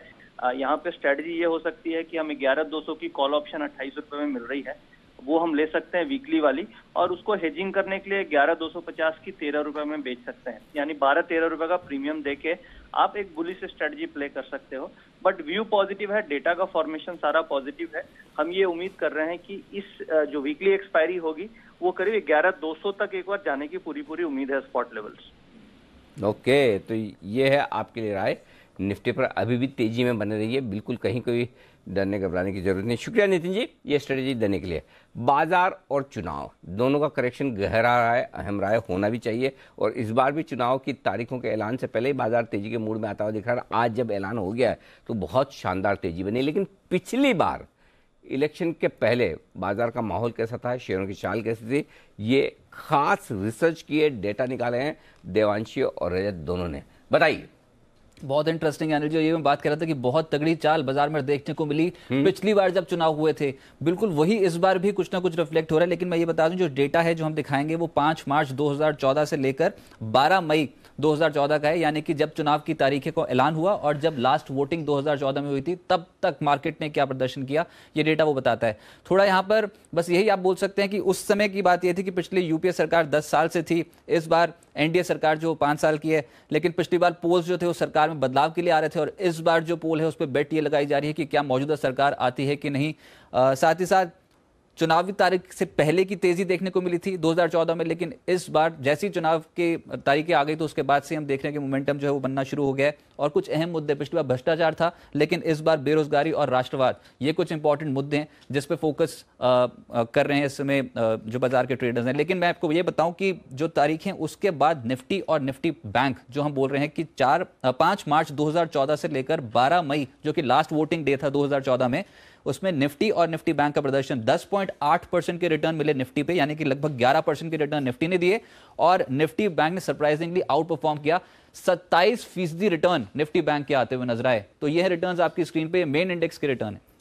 बिल्कुल, और यहाँ पे ये देख लेते हैं कि अगर सेक्टर वाइज यहाँ पे जो मूवमेंट थी वो कहाँ हमें देखने को मिल रही थी। सबसे पहले निफ्टी बैंक से शुरुआत करते हैं, क्योंकि निफ्टी बैंक की अगर हम बात करें तो जो स्टॉक था जिसने सबसे ज़्यादा रिटर्न्स दिए थे वो येस बैंक रहा था। येस बैंक करीब 50% तक के रिटर्न्स यहाँ पे येस बैंक ने दिए थे। और अगर हम सरकारी बैंक्स की बात करें, पीएसयू बैंक्स, तो यहाँ पे एसबीआई जो लीड बैंक है, और रिटर्न्स भी सबसे ज़्यादा एसबीआई ने दिए थे। यहाँ पे करीब 42% तक के जो रिटर्न्स है वो हमें एसबीआई से मिलते हुए दिखे। तो क्लियरली निफ्टी बैंक ने तो आउट परफॉर्म किया ही था। चलिए, निफ्टी बैंक में जो सबसे तेज चला स्टॉक एनर्जी वो था येस बैंक, लगभग 50% के आसपास के रिटर्न यहाँ पर। और साथ साथ सरकारी बैंक की बात करें तो उसमें एसबीआई लीड कर रहा था, 42% के रिटर्न्स यहाँ पर। एक बार आप ये दोनों बैंक्स पे आप कंफर्मेशन ले लीजिए, उसके बाद में जो डेटा है वो एक एक करके बताता हूँ कि अलग अलग सेक्टर्स की परफॉर्मेंस कैसी रही थी। तो बताइए। बिल्कुल, तो बैंक्स में तो जबरदस्त एक्शन है ही, इसमें कोई डाउट नहीं है, भयंकर तेजी हो रही है। लेकिन जाहिर सी बात है कि और कहाँ किन सेक्टर्स में एक्शन रहता है? जी बिल्कुल, ऑटो, यहाँ पर जिस कंपनी ने लीड किया जिस स्टॉक ने वो था अशोक लेलैंड, जिसमें 55% के रिटर्न, ऑटो में सबसे तेज चलने वाला स्टॉक था अशोक लेलैंड, वहां पर 55% के आसपास के रिटर्न जनरेट होते हुए नजर आए। और साथ साथ पावर सेगमेंट, क्योंकि गुजरात बेस्ड कंपनियों की हम ऊपर एक्सपेक्ट कर रहे थे कि यहाँ पर तेजी बनेगी, तो टॉरेंट पावर का नाम निकल के आया, उसमें लगभग 70% के रिटर्न यहाँ पर इस पीरियड के दौरान, यानी कि 5 मार्च से लेकर 12 मई के दौरान लगभग 70% के रिटर्न टॉरेंट पावर ने जनरेट करे। बिल्कुल, और इसके अलावा अगर हम देखें ओवरऑल एनबीएफसी स्पेस में, तो हमने देखा था एनबीएफसी स्पेस में लगातार हमें बाइंग देखने को मिली थी, और जो सबसे फेवरेट स्टॉक रहा था वो इंडिया बुल्स हाउसिंग फाइनेंस रहा था। और एनबीएफसी स्पेस में नहीं, इनफैक्ट आप अगर ओवरऑल निफ्टी के रिटर्न्स निकालिए इस पीरियड के बीच में, तो निफ्टी का टॉप गेनर रहा था पूरे जो 5 मार्च से हम मई की जो बात कर रहे हैं उसके बीच में। इंडिया बुल्स हाउसिंग फाइनेंस यहाँ पे 49.3% के रिटर्न्स यहाँ पे दिए थे। और अगर मेटल्स या ओवरऑल हम बात करें पूरे इंडेक्स की, मेटल इंडेक्स की, तो कोल इंडिया ये भी शेयर ने यहाँ पे सबसे ज़्यादा रिटर्न्स दिए थे इस पीरियड के दौरान। करीब 31% तक के रिटर्न्स यहाँ पे कोल इंडिया से आते हुए दिखे थे। तो फिर से इंडिया बुल्स हाउसिंग फाइनेंस और कोल इंडिया भी सबसे ज़्यादा यहाँ पे बढ़त के साथ कारोबार कर रहे हैं। ये कुछ ऐसे स्टॉक्स जो आउट परफॉर्म करते हुए नजर आए। बिल्कुल, तो काफ़ी एक्शन है, लेकिन इसके अलावा कुछ और एक्शन चुनाव को लेकर है। चुनाव आएंगे, कमाई कराएंगे, थोड़ी देर में डिम्पी आएंगे, कमाई करवाएंगे। तो डिम्पी भी आने वाले, डिम्पी भी कुछ बेहतरीन रिसर्च बना रहे हैं, न्यूज़ रूम में है इस वक्त। तो जैसे न्यूज़ रूम से वो बाहर आएंगे मैं आपको बताने वाला हूँ कि वो कमाई कराने की तैयारी। आप बीटीएसटी कॉल आशु जी भी देना चाहते हैं, सचिन जी भी देना चाहते हैं। होम पिच पर खेलने का फायदा सचिन जी को मिल रहा है, क्योंकि मुंबई में पहला बिगुल सचिन जी के लिए।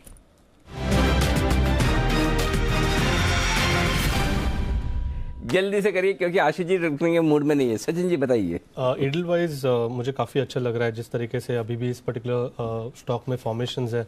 172 के आसपास कोट कर रहा है, राइजिंग 3 फॉर्मेशन इंडिकेट कर रहा है, यहाँ से लगातार तेज़ी बरकरार रह सकती है। 185 का फर्स्ट टारगेट होगा, स्टॉप लॉस लगाना चाहिए अराउंड 165 का, और एक मेजर एक्सटेंडेड टारगेट होगा अराउंड 199 का, जहाँ पर इसके 200 day exponential moving average placed है। तो एक काफ़ी ब्राइट स्पॉट पे स्टॉक खड़ा है। आई थिंक यहाँ पर एक BTST कैंडिडेट अच्छा है। 165 के स्टॉप लॉस के साथ लॉन्ग पोजीशन बनानी चाहिए एडलवाइज में।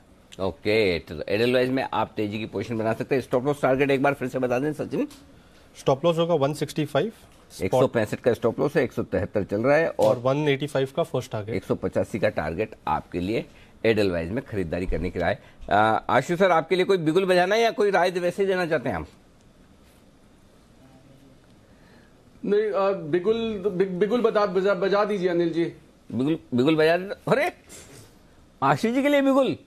आशीष ji, are you sure, confident? Yes Anil ji, yes. Kunal ji बधाई हो, आशीष जी आपकी लीग में आ चुके हैं BTST के बिगुल के साथ।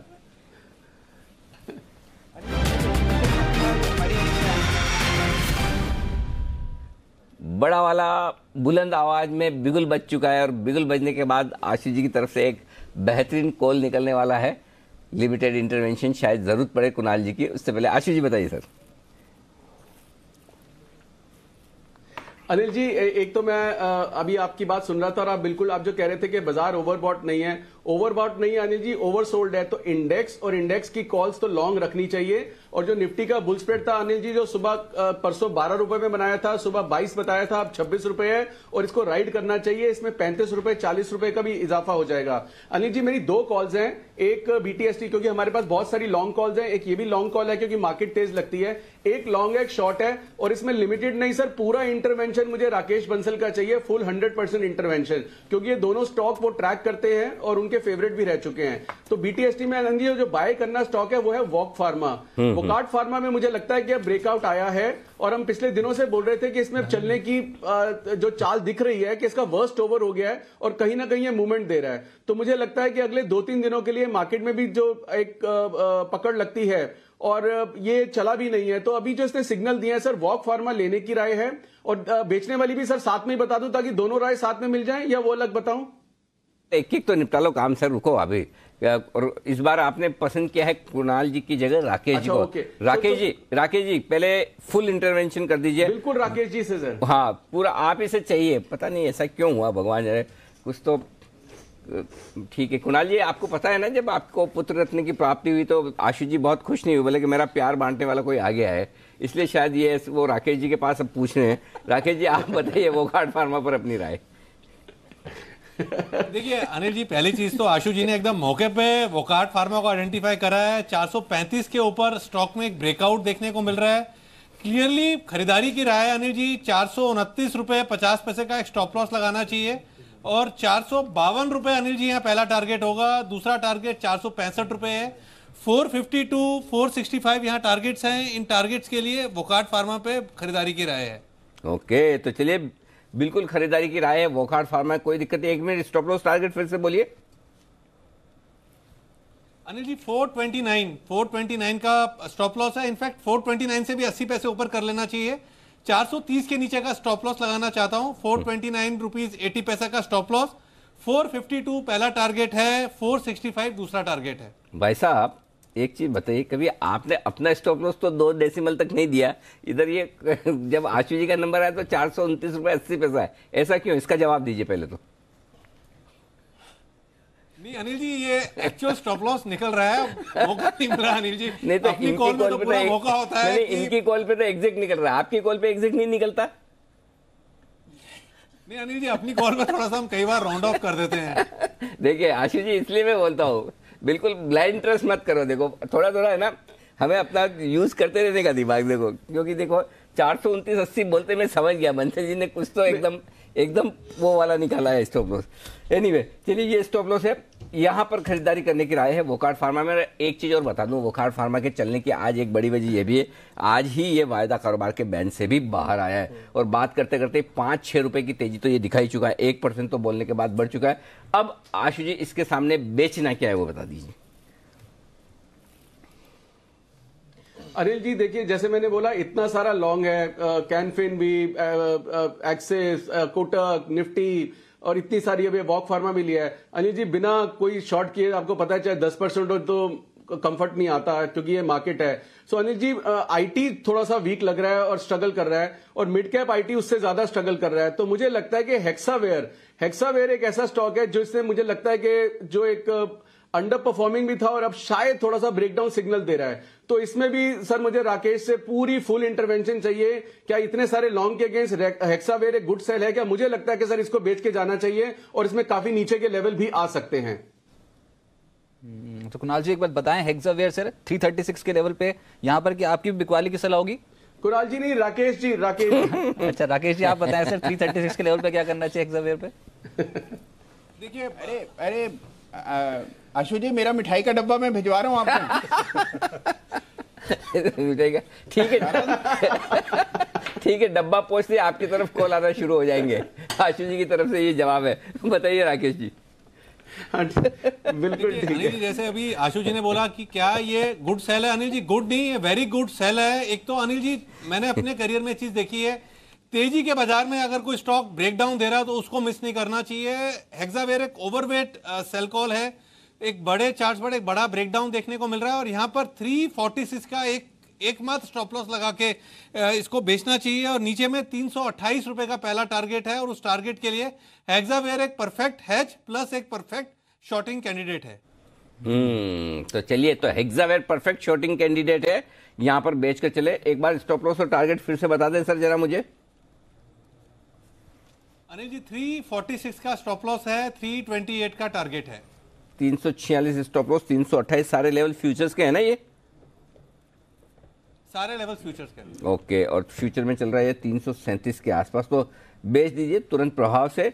एकदम मंदी के तेजी के बाजार में मंदी का परफेक्ट कॉल इस वक्त आता हुआ दिख रहा है। 3 बज चुके हैं, बैन से बेनिफिट भी आने की तैयारी में और बैन में बहुत कुछ हो रहा है एक्शन। देखिए आज जो बैन से बाहर आया वोकार्ड फार्मा तेज दौड़ लगाता हुआ दिख रहा है, खासतौर से जब पसंद आ गया आशु जी को। देखिए 437 वाला 445 रुपये, 8 रुपये मिनटों में चुटकियों में ये बढ़ चुका है। और ऐसा ही एक कॉल और देने वाले हैं, कौन? कुणाल जी ना, नितिन जी। नितिन जी हाँ, तो दोबारा, अरे दोबारा क्या, कॉल तो कभी भी आ सकता है भाई। पर ये कमाल की थी, लगभग 5.5% रिटर्न 442 के लेवल पे इसमें। तो नितिन जी ज्वाइन कब करेंगे? थोड़ी देर में शायद, देखो बता दें अभी, लेकिन नितिन जी की तैयारी रखिए आप। ठीक है, अभी थोड़ी देर में नितिन जी जुड़ेंगे, उसके बाद उनकी कॉल जानेंगे। लेकिन एक्शन तेज हो गया आज, टेलीकॉम स्टॉक्स में एकदम से तेजी बनी और वोडा 5% ऊपर है। और साथ ही साथ अगर भारतीय एयरटेल देखें तो ये भी दिन के उच्चतम स्तर के करीब ही दिखाई देगा आपको। सचिन जी कोई पैटर्न समझ में आ रहा है इन स्टॉक्स में एकदम से तेजी बनने का? नहीं, भारतीय एयरटेल में आई थिंक ज़्यादा राय कंसोलिडेशन की है। इनफैक्ट अगर ओवरऑल डेटा देखें तो 340 के आसपास से एक अच्छा रेजिस्टेंस है और नीचे एक अच्छा बेस है अराउंड 300-305 के आसपास। तो आई थिंक इसी पर्टिकुलर रेंज में ऑस्किलेट कर सकता है। आई थिंक स्पॉट में अभी अराउंड 333 के आसपास है, तो मैं फ्रेश खरीदारी की सलाह नहीं दूंगा। इनफैक्ट अगर 340 के नज़दीक आ जाता है तो मैं किसी की लॉन्ग पोजीशन होगी इसमें तो इनफैक्ट प्रॉफिट बुक करने की सलाह दूंगा। अच्छा, एफएमसीजी में खरीदारी बढ़ी है जिसमें मैरिको यहाँ पर तेजी है, लगभग 0.4% ये स्टॉक ऊपर है और आधे फीसदी गेंस तो बीते 15 मिनट के आसपास ही मिलते हुए नजर आए हैं 348 के लेवल पे। कुणाल जी मैरिको का चार्ट देख के बताएं सर क्या करना चाहिए? देखिए जिस तरह का चार्ट स्ट्रक्चर है रजत, यहाँ पर मुझे लगता है कि मैरिको में एक ब्रेकआउट आएगा। अगर ये 7250 के ऊपर ट्रेड करने लगे तो 7250 के ऊपर खरीदारी की राय है। माफ कीजिए, मैरिको पर आपने सवाल किया, मैं मारुति देख रहा हूँ। मैरिको का अगर आप चार्ट देखें रजत, ब्रेकआउट आते हुए नजर आ रहा है। 345 रुपए के ऊपर ये ब्रेकआउट आया है और 360 रुपए का लक्ष्य है, तो मैरिको डेफिनेटली बाय करना चाहिए। डबल बॉटम पैटर्न चार्ट पर है, 345 का स्टॉप लॉस रखें, ऊपर 360 के टारगेट से बाय। ओके, तो मैरिको पे ये है आपके लिए टारगेट। आशीष सर और कोई स्ट्रेटेजी अगर आपको देनी है तो एक बार बता दो, अभी 3 बजे है, एकदम सही टाइम है। नहीं अनिल जी, एक मैं निफ्टी की नई स्ट्रेटेजी, क्योंकि अगर जिसने 11, 100, 200 नहीं की उसके लिए और ढूंढ रहा हूं मैं। अगर 5 मिनट में बता के आपको बताता हूं अनिल जी। कुल तो 5 मिनट में आपको, आपका समय शुरू होता है अब, ठीक है ना? 5 मिनट का टाइम दे देते हैं। पर अभी भी मार्केट दिन के उच्चतम स्तर पे 1168 के लेवल 1168 के लेवल पे है और निफ्टी बैंक जो है वो 28000 के लेवल को उतना कन्विंसिंगली स्टॉक नहीं क्रॉस नहीं कर पाया। डेटा बहुत हैवी है, 28000 पे बहुत हैवी डेटा है, इसलिए इतना इजी नहीं होगा। लेकिन एक काम इजी है, वो है कमाना चुनाव के पहले, क्योंकि डिम्पी आ चुके हैं स्टूडियो में, तैयार हो रहे हैं और डिम्पी बता रहे हैं कि चुनाव आएंगे कमाई कराएंगे। यानी कौन से स्टॉक्स हैं, कौन से सेक्टर्स जहां पर एक थीम है, इलेक्शन से पहले अक्सर यहां पर रुझान तेजी का देखने को मिलता है, तो वो फटाफट से देखते हैं। बिल्कुल, तो हमारा स्पेशल सेगमेंट। बिल्कुल, तो हमारा स्पेशल सेगमेंट है, डिम्पी बताने को हमारे तैयार है चुनाव के जरिए किन किन शेयरों में हो सकती कमाई। आइए देखते हैं। डिम्पी तैयार है हम? बिल्कुल तैयार सर, बताइए। तो सर चुनाव आ रहे हैं और चुनाव की तारीख कल शाम को घोषित हो चुकी है और उसके बाद से हमने नेताजी की तस्वीर लगा के आपको ये बता रहे हैं कि अब कमाई इतने गोल मटोल क्यों हैं? अमूमन नेताजी गोल मटोल ही होते हैं नहीं होते तो वो राजनीति में आने के बाद अमूमन हो जाते हैं गोल मटोल, तो ये उसी का प्रतीक है, उसी का एक सिंबल है। खैर, इसमें चुनावों की जब बात हो रही है तो कमाई कराने के हैं। हमने जो शुरुआत की एनएलजी उसमें ये किया है कि देश की आधी आबादी महिलाओं से हमने शुरुआत की है, क्योंकि इस बार रुझानों में महिलाओं का रोल, अब तो खैर उनका वोटिंग परसेंटेज भी बढ़ा है और उनको लुभाने के लिए बहुत सारे तकनीक अपनाई जाती हैं। तो कुकर, साड़ियाँ, साथ ही फ्री साइकिल बांटने का जो चलन है वो बहुत तेजी से बढ़ रहा है और हमने कई राज्यों में ऐसा देखा है, ना केवल सिर्फ पहले तो साउथ में हुआ शुरू, लेकिन अब तो नॉर्थ के भी कई राज्य ऐसे हैं जो कि कुकर, साड़ियाँ और फ्री साइकिल जैसी बातें करते हैं। तो इससे सीधा सीधा बेनिफिट 3 बड़ी कंपनीज को देखने को मिलेगा। उसमें पहला है एटलस साइकिल, ये बड़ा फेमस नाम है साइकिल के अंदर, और दूसरा हॉकिंस प्रेस्टीज टीटीके, और अगर आप साड़ियों की बात बोलेंगे तो यहाँ पे गार्डन सिल्क मिल्क और सियाराम लिमिटेड के कुछ कपड़े और उसके कुछ प्रोडक्ट्स जो हैं वो बहुत ही कॉमन होंगे। तो पहला तो महिलाओं को लेकर जो रुझान होगा वो पॉजिटिव रखने के लिए इस तरह के फ्रीबीज जिसको हम कहते हैं वो बांटे जाएंगे। दूसरा, चुनावी प्रलोभन दिया जाएगा। प्रलोभन 2 चीजों से होगा, एक हार्ड ड्रिंक से होगा और एक सॉफ्ट ड्रिंक से होगा। पहले मैं हार्ड ड्रिंक की बात बोलता हूं, उसमें आपको पता ही है कि यूबीएल, यूनाइटेड स्पिरिट्स के अलावा ग्लोबल स्पिरिट्स और जीएम ब्रिवरीज ये चुनावी प्रलोभन के सबसे आसान तरीके हैं। तो आप आज सुबह से देख पा रहे हैं इन सभी शेयर्स के अंदर जबरदस्त मूव देखने को मिल रहा है। जीएम ब्रिवरीज भी अब हरे निशान में है, यूनाइटेड स्पिरिट्स तो बकायदा 2.5% की तेजी के साथ है। अब आते हैं सॉफ्ट ड्रिंक पर। ये हार्ड ड्रिंक्स थी, अब सॉफ्ट ड्रिंक पे आएंगे। तो उसमें जूस और वरुण बेवरेजेस के कई ऐसे प्रोडक्ट हैं जिसमें सॉफ्ट ड्रिंक कहते हैं, तो ये सारे भी सर्व किए जाते हैं इसी चुनावी प्रक्रिया के दौरान। आप कभी भी किसी बूथ पे जाएं या जहां पे चुनावी कार्यालय बना हो तो वहां पे बकायदा पेटियों की पेटियां रखी होती हैं, आप जाएं और आपसे वहां पे कार्यकर्ता कहते हैं कि आप पी लीजिए जूस, जिसमें आप पीना है आपको। तो ये सारी चीजें आप उस चुनावी रंगत में जरूर देखेंगे, इसलिए हमने वीबीएल यानी कि वरुण बेवरेजेस को और डाबर के जूस को ज्यादा फोकस करा, जो लिस्टेड कंपनीज हैं, इस पर आप जरूर ध्यान रखिएगा। एक और बात, चुनावों में कई सामग्री बांटी जाती है, ये अमूमन, हालांकि चुनाव आयोग इस पे पूरी तरह से नजर रखेगा, लेकिन ये बड़ी आसानी से आप जगह जगह पर किसी भी भारत के किसी भी कॉर्नर में दिख जाएंगे। वह जूते चप्पल बांटे जाते हैं, पैकेट बना बना के, खुले में नहीं बांटे जाएंगे तो फिर आ जाते हैं वापस, तो पैकेट बना के दिए जाते हैं। एलईडी के बल्ब, वो बहुत प्रचलन है आजकल बांटने का, तो ये हो सकता है। चांदी के सिक्के ये बांटे जाते हैं, सोने के सिक्के में खर्चा ज्यादा है, लेकिन चांदी के जब सिक्के बांटे जाते हैं, पहले दक्षिण भारत का चलन था, लेकिन अब उत्तर भारत और पश्चिम भारत में भी ये काफी चलन बन चुका है। इलेक्ट्रॉनिक सामान और कंप्यूटर्स, ये सारी चीजें बांटे जाते हैं। तो इन सभी चीजों पे जो कंपनीज हैं जिसपे सीधा सीधा इसका असर आएगा वो होगा रिलैक्सो। भारत की एक टायर 2, टायर 3 सिटीज के अंदर इसका काफी योगदान रहता है। सूर्य रोशनी एलईडी बल्ब के लिए हमने चुना। एमएमटीसी इसी तरह के सिक्के बनाता है, तो ये इंपोर्ट भी करता है, तो एमएमटीसी पर भी आप इसमें जरूर ध्यान रखें। एससीएल टेक, हेवल्स और वी गार्ड, साथ ही बजाज इलेक्ट्रिकल्स, इनके कुछ एक अप्लायंसेज आपको इस चुनावी समर में पूरा समय बांधते हुए दिखेंगे। तो ये चुनावी सामग्री है जो बांटी जाएगी कार्यकर्ताओं के बीच में और वोटर्स के बीच में। हालांकि चुनाव आयोग फिर से हम कह रहे हैं कि कड़ी नजर इस पर जरूर रखेगा। एक और चीज है इस बार जो चुनावों में बड़ी रंगत दिखती है और नेताओं की बड़ी शान की बात होती है, वो है हेलीकॉप्टर की सवारी। हेलीकॉप्टर की धक धक करती आवाज जब आती है तो धूल के गुबार के बीच में जब नेताजी प्रकट होते हैं तो अपने आप में समा ही बंध जाता है। तो वो समा आपको फिर से हेलीकॉप्टर सेवा देने वाली कंपनीज की चांदी के रूप में दिखेगा। उसमें 2 कंपनियां हैं, एक तो ओएनजीसी का पवन हंस और दूसरा है ग्लोबल वेक्ट्रा। ये दोनों कंपनी पे आप जरूर ध्यान रखें। आज देखिए 3-3.5% ऊपर ग्लोबल वेक्ट्रा है और ओएनजीसी करीब 1.5% ऊपर है। एक और चीज है, प्रचार के लिए कार्यकर्ताओं को मिलता है 2 चीजें जो बड़ी आसानी से हर कार्यकर्ता को मिलने वाला है। अगर आप उनके किसी भी पार्टी के कार्यकर्ता है, पहला आपको गाड़ी मिल जाएगी, यानी कि आप 2 व्हीलर या 4 व्हीलर आपको मिल जाएगा प्रचार प्रसार के नाम पे, और टंकी फुल मिलेगी। आपको बकायदा पेट्रोल की पर्ची मिल जाएगी, तो पेट्रोल भरवा लीजिए, बिल दीजिए, अपने आप से मंत्री जी उसकी पेमेंट कर देंगे। दूसरा फोन भी आपको बहुत इजीली मिल जाएगा। तो इसलिए ऑटो से जुड़ी हुई दोनों कंपनियां हमने 2 व्हीलर 4 व्हीलर सेगमेंट को रखा है। खासकर ग्रामीण भारत में इसका चलन थोड़ा ज्यादा होता है, इसलिए M&M पे आप ज्यादा फोकस करें। और इसके अलावा जो 2 व्हीलर वाली कंपनी है, हमारा बजाज का बजाज ऑटो और एक हीरो मोटोकॉर्प, इन तीनों कंपनीज पे आप थोड़ा ज्यादा फोकस कर सकते हैं। चुनाव से जुड़ी हुई कुछ एक कंपनी से कोशिश कर रहे हैं कि अगर ऐसी कुछ और कंपनीज मिलेंगी तो फिर से हम आपके सामने और रखेंगे।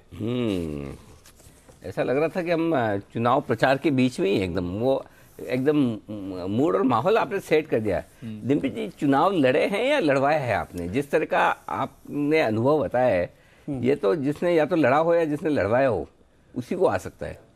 सर, ना लड़े हैं ना लड़वाए हैं, लेकिन हाँ, जिन्होंने दोनों काम किए उनके साथ जरूर रहे हैं। अच्छा। और आगे इच्छा भी है कि उनके साथ रहें भी और कुछ अपना दायरा और भी बढ़ाएं। मतलब मेरा वोट पक्का है अगर आप चुनाव में खड़े हो रहे तो। आपको चाहिए तो थोड़े और वोट पक्के करा दूं अभी तुरंत ही। किसी भी पार्टी से लड़े, आपके चुनाव पक्के है। और आपने ये जितने सारे आइटम के नाम लिए हैं, हमें इसमें से कुछ नहीं चाहिए। हमारा डिम्पी को बिना शर्त समर्थन है। आशु जी भी देखिए समर्थन दे रहे हैं आपको, देख लीजिए। आशु जी दे रहे हैं ना समर्थन? बिल्कुल 100% अनिल जी। और मैं बता रहा हूं सर, डिम्पी की जो प्रेजेंटेशन है इतनी इंप्रेसिव है। और जो एक पॉइंट डिम्पी ने सर बोला है ना, जो हेलीकॉप्टर की आवाज धक धक धक धक करके आती है सर, वो छोटी जगह पे ना कुछ वोट तो वो हेलीकॉप्टर ही ले जाता है सर, वो धक धक धक धक करके वो इतना इंप्रेशन डालती है जब नेताजी स्टाइल से उतरते हैं छोटी जगह पे। तो जो डिम्पी ने बोला ना सर, वो बिल्कुल नर्व पकड़ी है डिम्पी ने सर, मतलब बहुत ही मजा आ गया, बिल्कुल मजा आ गया। और वो एक और जो चीज जो होती है उसमें भी डिम्पी जी का कहीं न कहीं अनुभव जरूर काम में आया होगा कि वरुण बेवरेजेस और मनपसंद कौन से स्टॉक बताए ना? डाबर की भाई, जहाँ चुनाव के कार्यालय के वहाँ जूस वो पड़े रहता है, ये जूस चुनावी प्रलोभन, हाँ, जिसमें ये सारे लिकर कंपनी। उसमें अनिल जी क्या होता है कि पेटियों की पेटियां रखी होती हैं। जब आप किसी से मिलने जाएंगे, कार्यकर्ताओं से आप मिलने जाएंगे या कार्यकर्ता खुद आते हैं, तो उनको सर्व नहीं करना पड़ता। बाकायदा वो पेटियां इस तरह से रखी होती हैं कि आप खुद से जाएंगे, निकाल लीजिए, और कोई रोक टोक नहीं होती है। आप 1 पीजिए, 2 पीजिए, भले 10 पीजिए। तो इस तरह का प्रलोभन तो अमूमन रहता ही है। क्या बात है। तो ये सारे स्टॉक्स हैं जिन्हें चुनाव से फायदा होता है। बेहतरीन रिसर्च डिम्पी लेकर आए, चुनाव आएंगे कमाई करवाएंगे। शुक्रिया डिम्पी, ये बेहतरीन रिसर्च हमारे दर्शकों तक पहुंचाने के लिए। ओके। नहीं, पर इसमें से एक स्टॉक ग्लोबल वेक्ट्रा, ये बोलते बोलते बहुत तेज हो गया, अभी 12% के आसपास तेज हो गया। हेलीकॉप्टर की जो अब धक धक की आवाज़ उन्होंने डिम्पी ने जैसी बोला था कि आती है, उसके बाद से स्टॉक में देखिए आप। एक बार कुणाल जी आप ही देख के बताएं सर, ये ग्लोबल वेक्ट्रा का चार्ट 12% ऊपर है, ये और तेज हो सकता है या फिर जिन्होंने अभी पोजीशन बनाई है उनको यहीं पर ही वाइंड अप कर देना चाहिए? देखिए, शॉर्ट टर्म का व्यू हो तो मेरी राय में रजत वाइंड अप करना चाहिए। काउंटर ओवरऑल अगर स्ट्रक्चर देखें तो बहुत ज्यादा इंप्रेसिव नहीं है। इनफैक्ट 70-71 के आसपास रेजिस्टेंस है, वहीं ट्रेड कर रहा है। तो एक बार के लिए जो अभी इंट्राडे मूव है वो मुझे लगता है यहीं पर रुक जाएगा। तो एक बार के लिए प्रॉफिट बुक करना चाहिए। ओके, एक बार के लिए प्रॉफिट बुक करें। हो गया आज का काम। 18%, क्या बात है, वाह क्या बात है, गजब। डिम्पी जी ने कमाल कर दिया भाई। Global Vectra 16-17%। अगर आपने खरीदा है उनका लिंक देखकर, उनकी रिसर्च देखकर, तो मुनाफा वसूल कर लीजिए। ये राय है इस वक्त कुणाल जी की। लेकिन कुणाल जी और राकेश जी दोनों की राय भी आ रही है किसी एक शेयर पर, साथ साथ एक ही बिगुल के अंदर, और वो होता है चार्ट कॉर्नर का। आइए बजाते हैं।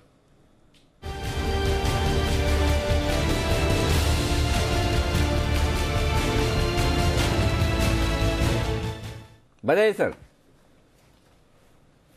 अरे जी, मैं और राकेश जी काफी हिम्मत का काम करने वाले हैं, क्योंकि जो काउंटर हमने चुना है इस पर कई बार गलत हो चुके हैं हम लोग सभी। और एक काउंटर है इंडिया सीमेंट, जिसमें कि अभी अभी ब्रेकआउट आते हुए नजर आ रहा है। 100 रुपए के ऊपर ये ब्रेकआउट आया, लेकिन ब्रेकआउट इतना कंपेलिंग है कि हम अपने आप को रोक नहीं सके खरीदारी की राय देने से। तो इसमें जो ब्रेकआउट है 112-115 तक का इसमें जगह है। तो यहां से 8 से 10% की तेजी भी इन स्तरों से भी इंडिया सीमेंट में मुमकिन है। हालांकि परसेंटेज टर्म्स में ऑलरेडी 8% ऊपर है, लेकिन मुझे लगता है कि 112-13 के लेवल्स भी यहां पर जल्द देखने को मिल सकते हैं। Over to Rakesh. अनिल जी, बड़े चार्ट पर एक बड़ा ब्रेकआउट है। और अगर आप मार्केट में देखें तो जो भी स्टॉक आपके थोड़ा दिल के करीब हैं, चाहे ट्रेडिंग के नजरिए से, निवेश के नजरिए से, उन सब के अंदर एक ब्रेकआउट देखने को मिल रहा है। और इंडिया सीमेंट का भी बड़े चार्ट पर एक बड़ा ब्रेकआउट है। यहां पर भी एक ओवरवेट खरीदारी की राय है। 101 का एक स्टॉप लॉस लगाएं। 101 के नीचे अगर क्लोजिंग दे तब यहां पर निकलें, क्लोजिंग की वेट करें तो बेहतर रहेगा। और यहां पर 110 से लेकर 112 का एकमात्र टारगेट जोन है, और इस टारगेट के लिए इंडिया सीमेंट को खरीदना चाहिए। ओके, इंडिया सीमेंट दक्षिण भारत के सारे सीमेंट स्टॉक्स हैं मजबूत, और यहाँ पर खरीदारी करने की राय है आपके लिए। इंडिया सीमेंट में 101 रुपए के नीचे बंद हो तो लगाइएगा स्टॉप लॉस, अदरवाइज 110-112 के टारगेट के लिए करनी है तेजी, बजाना है बिगुल। एक और BTST का, सचिन जी भी फुल फॉर्म में है। बिल्कुल सोच के आएंगे, हर 10 मिनट में एक कॉल पक्का दूंगा। अगला ले लीजिए, आइए बुजुल के बाद।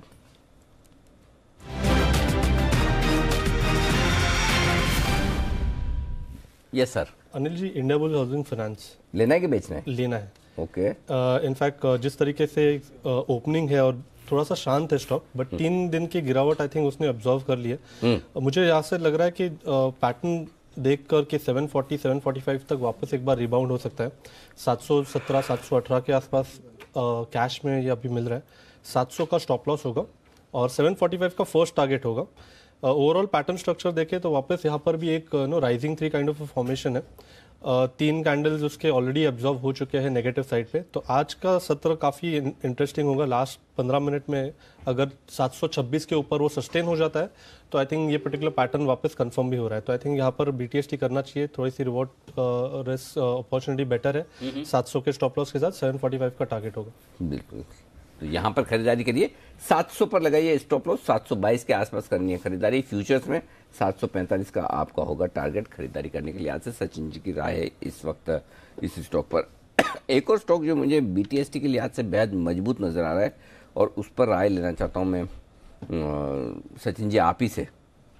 क्यूमिंस इंडिया देखिए जरा, आज फिर से एक बार ऐसा लग रहा है कि सारे कैपिटल गुड्स शेयरों में थोड़ी खरीदारी होती हुई दिख रही है। क्यूमिंस इंडिया बहुत जबरदस्त मूव में आता दिख रहा है। ये मूव पिछले 15-20 मिनट रजत आपको पकड़ में नहीं आया, ये मूव निकला है इस बार आपने पकड़ लिया है ना। पिछले 15 मैं रिलायंस देखा था। अच्छा, रिलायंस तो 1300 के पार हो गया। मैं भी देखते ही रह गया। 1300 के पार हो गया ना, 1300 को। हाँ। लेकिन क्यूमिंस में जो मूव आया वो बड़ा इंटरेस्टिंग और गजब है। ओपन इंटरेस्ट 24% बढ़ा है आज और ये बढ़ा है 3 लाख शेयरों से। क्या कुछ बड़े एक्शन के लिए तैयार हो रहा है 800? सर 800 तो मुझे नहीं लग रहा है, बट आई थिंक उसके पहले उसे 2 हर्डल्स है अराउंड 760 के आसपास और एक फिलहाल इमीडिएटली 750 के आसपास ही है। तो ये एक जोन होगा 760। जब तक वो डिसाइसिवली ब्रीच नहीं करता आई थिंक 800 की तैयारी नहीं होगी। बट डेफिनेटली मोमेंटम काफ़ी अच्छा है एंड यहाँ पर अगर किसी को BTST के लिहाज से भी लेना है तो आई थिंक 735 के स्टॉप लॉस के साथ पोजीशन लॉन्ग में बनानी चाहिए एंड 760 के आसपास एक बार रिव्यू करना चाहिए। ओके, तो 760 के पार निकला तो और तेजी दमदार होगी और बाकी 750 760 की रेंज है। लेकिन कुछ ना कुछ तो बड़ा एक्शन हुआ है, एकदम से तेजी से भागा है। मेरे ख्याल से आज ये सब स्टॉक्स में बड़ा एक्शन होता हुआ दिख रहा है। CG पावर देखिए आप, 8% मजबूत है। ये स्टॉक एकदम तेजी से दिखा रहा है। सीमेंस देखिए, सीमेंस ये भी बेहद मजबूत है। तो तमाम ये जो पावर स्टॉक्स हैं यहाँ पर कुछ तो बड़ी खरीदारी होती हुई दिख रही है और अच्छी तेजी भी बनती दिख रही है। 3% सीमेंस भी मजबूत है। तो चलिए, ये है वो स्पेस जहाँ पर तेजी अच्छी दिख रही है। आइए बैन से बेनिफिट की भी करेंगे शुरुआत और थोड़ी देर में देवांश भी हमारे साथ जुड़ेगी। लेकिन इस बीच जिसका जिक्र करते थे वो है रिलायंस, 1300 के पार निकलता हुआ। ओनली विमल। कुणाल जी क्या करना है अब?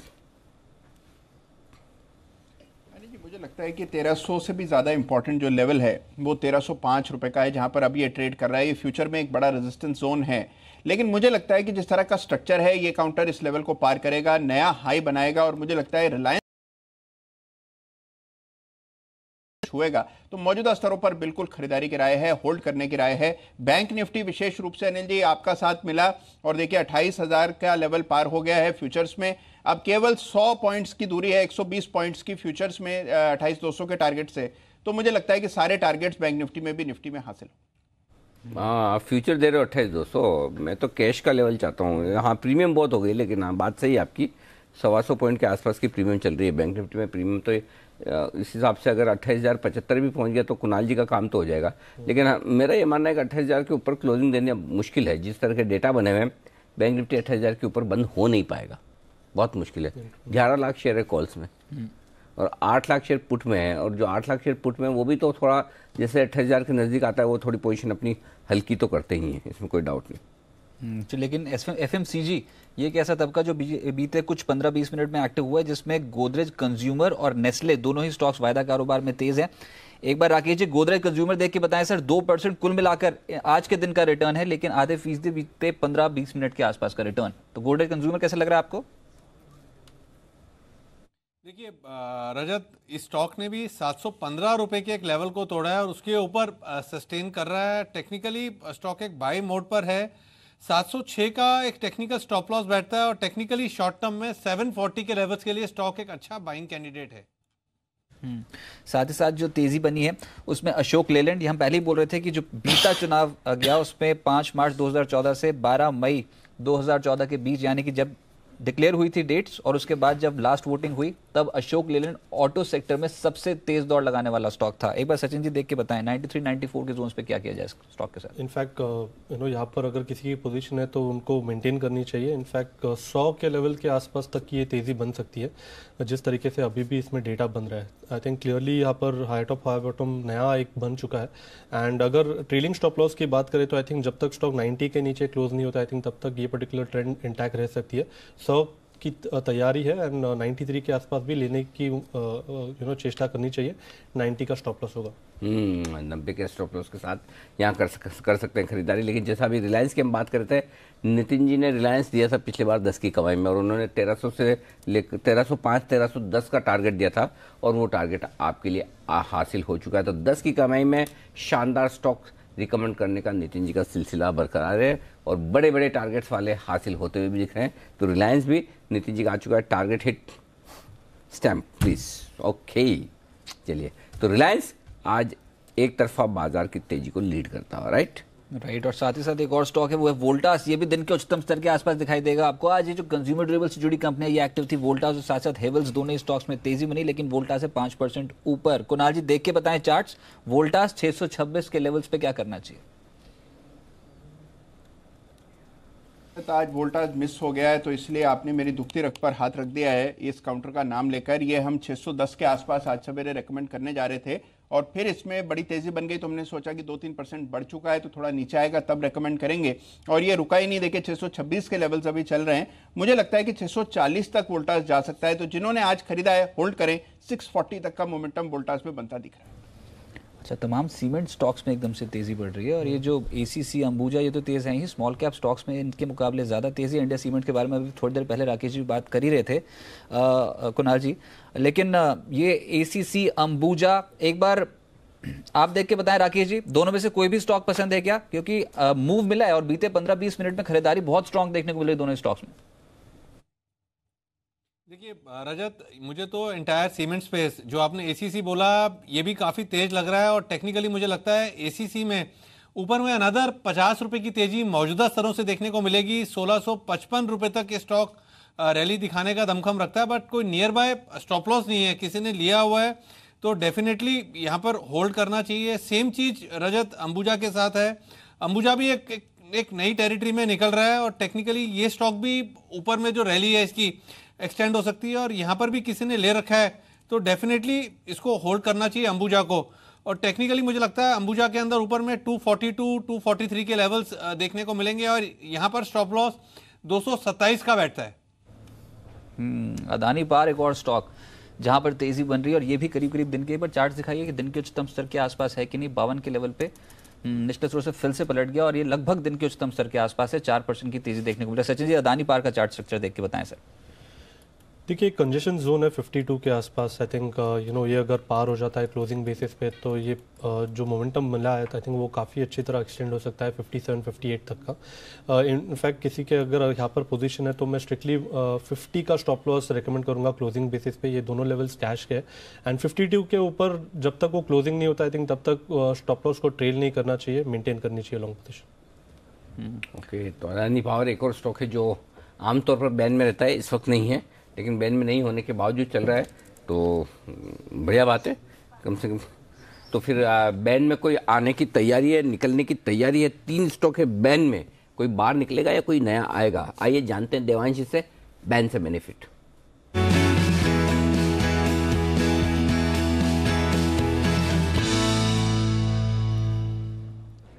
देवांशी जी बताइए, कोई स्टॉक निकलेगा बाहर? Jet, IDBI, Reliance power? नहीं, ये तीनों ही हैं जो बैन में रहेंगे। इनफैक्ट रिलायंस पावर क्योंकि 87.5% के यहाँ पे पोजीशंस है तो कम तो ज़रूर हुई हैं लेकिन इतनी भी कम नहीं हुई है कि यहाँ पे बैन से बाहर निकल जाए। इनफैक्ट आईडीबीआई में तो पोजीशंस और बड़ी हैं और जेट एयरवेज भी 116% की पोजीशंस है तो ये तीनों ही स्टॉक्स बैन में रहेंगे। तो आईडीबी और जेड यहाँ पर 116-117% पोजीशन, रिलायंस पावर में कुल मार्केट वाइड पोजीशन फिलहाल 87% की है, किसी में भी 80% के नीचे की पोजीशन नहीं है, लेकिन ये बॉर्डर पे है, लेकिन आएगा नहीं बाहर, 87% नहीं आएगा, 85 के नीचे निकलता है ना, या 80 के नीचे। हाँ, तो अभी टाइम है फिर।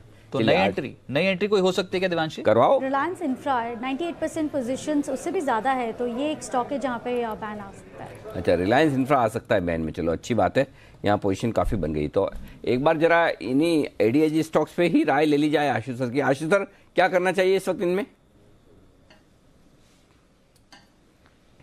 अनिल जी, बेचना नहीं चाहिए, बिल्कुल नहीं बेचना चाहिए। काफी लोग बहुत टेम्प्ट हो रहे थे, ट्विटर पे भी पूछ रहे थे कि रिलायंस इंफ्रा गया, बट मुझे नहीं लगता कि बेचना चाहिए। On the contrary Anil ji, मेरा तो टेम्पटेशन हो रही है रिलायंस इंफ्रा लेने की, लेकिन मैं ले नहीं पा रहा हूं because of certain discipline which I follow, but definitely Anil ji मेरे हिसाब से सेल नहीं है। हाँ, ले तो मत, आप रहने दो, लेकिन क्योंकि नहीं, वैसे ट्रेड के हिसाब से बुरा भी नहीं होता कभी ट्रेड वेट करना। चला है अभी तक कुछ, अगर 5 मिनट में देखें तो अच्छा एक्शन देखने को मिला, हो सकता है। आज वो एक्चुअली वो मीटिंग हियरिंग थी, वो 28 तारीख के लिए पोस्टपोन हो गई। अब जो कोर्ट में जो इनके एरिक्सन वाले मामले के थे, उसके बाद स्टॉक सारे रिकवर हुए। तो पहले तो कमजोरी थे, लेकिन बाद में रिकवरी आई है, वो इसी वजह से आई है। चलिए, और कुछ स्टॉक्स कैश मार्केट में, इसमें ग्रैन्यूल्स, ये स्टॉक अब 114 के लेवल पे पहुंच चुका है, अच्छे तेजी में और दिन के उच्चतम स्तर के करीब। मेरे ख्याल से यहाँ पर बिल्कुल ये तेजी जो अभी कुछ ही मिनटों में बनती हुई नजर आई है। तो राकेश जी, ग्रैन्यूल्स का चार्ट खोलिए सर और बताइए 114, 115 के जोन्स पे ये अभी भी कैरी कर सकते हैं ट्रेड कल के लिए क्या? देखिए रजत, डेफिनेटली स्टॉक को कैरी किया जा सकता है। टेक्निकल रुझान यहाँ देखें तो पॉजिटिव है और आज का हाईज के अराउंड ही स्टॉक चल रहा है। डेफिनेटली यहाँ रजत कैरी करना चाहिए 118 से 119 के टारगेट के लिए। और अब जो टेक्निकल पैटर्न है वो ये बता रहा है कि अब स्टॉप लॉस को 110 रुपए पे लेके आना चाहिए। ओके, तो ये है आपके लिए राय। और इस बीच बजाज फिनसर्व 6825 टारगेट हिट, जरा टारगेट हिट की सील लाई है। आज तो बंसल जी का दिन है भाई, बंसल जी जो बोल रहे हैं टारगेट हिट। बंसल जी ने सुबह 6818 का टारगेट दिया था। बंसल जी, क्या 6818 का टारगेट आपने इसीलिए दिया था फ्यूचर का, ताकि आपका 6825 का होता तो टच एंड गो वाला मामला हो जाता? आज का हाई 6825 ही है, तो 5-7 रुपए नीचे इसलिए दे देता कि टारगेट हासिल मान लिया जाए आपका।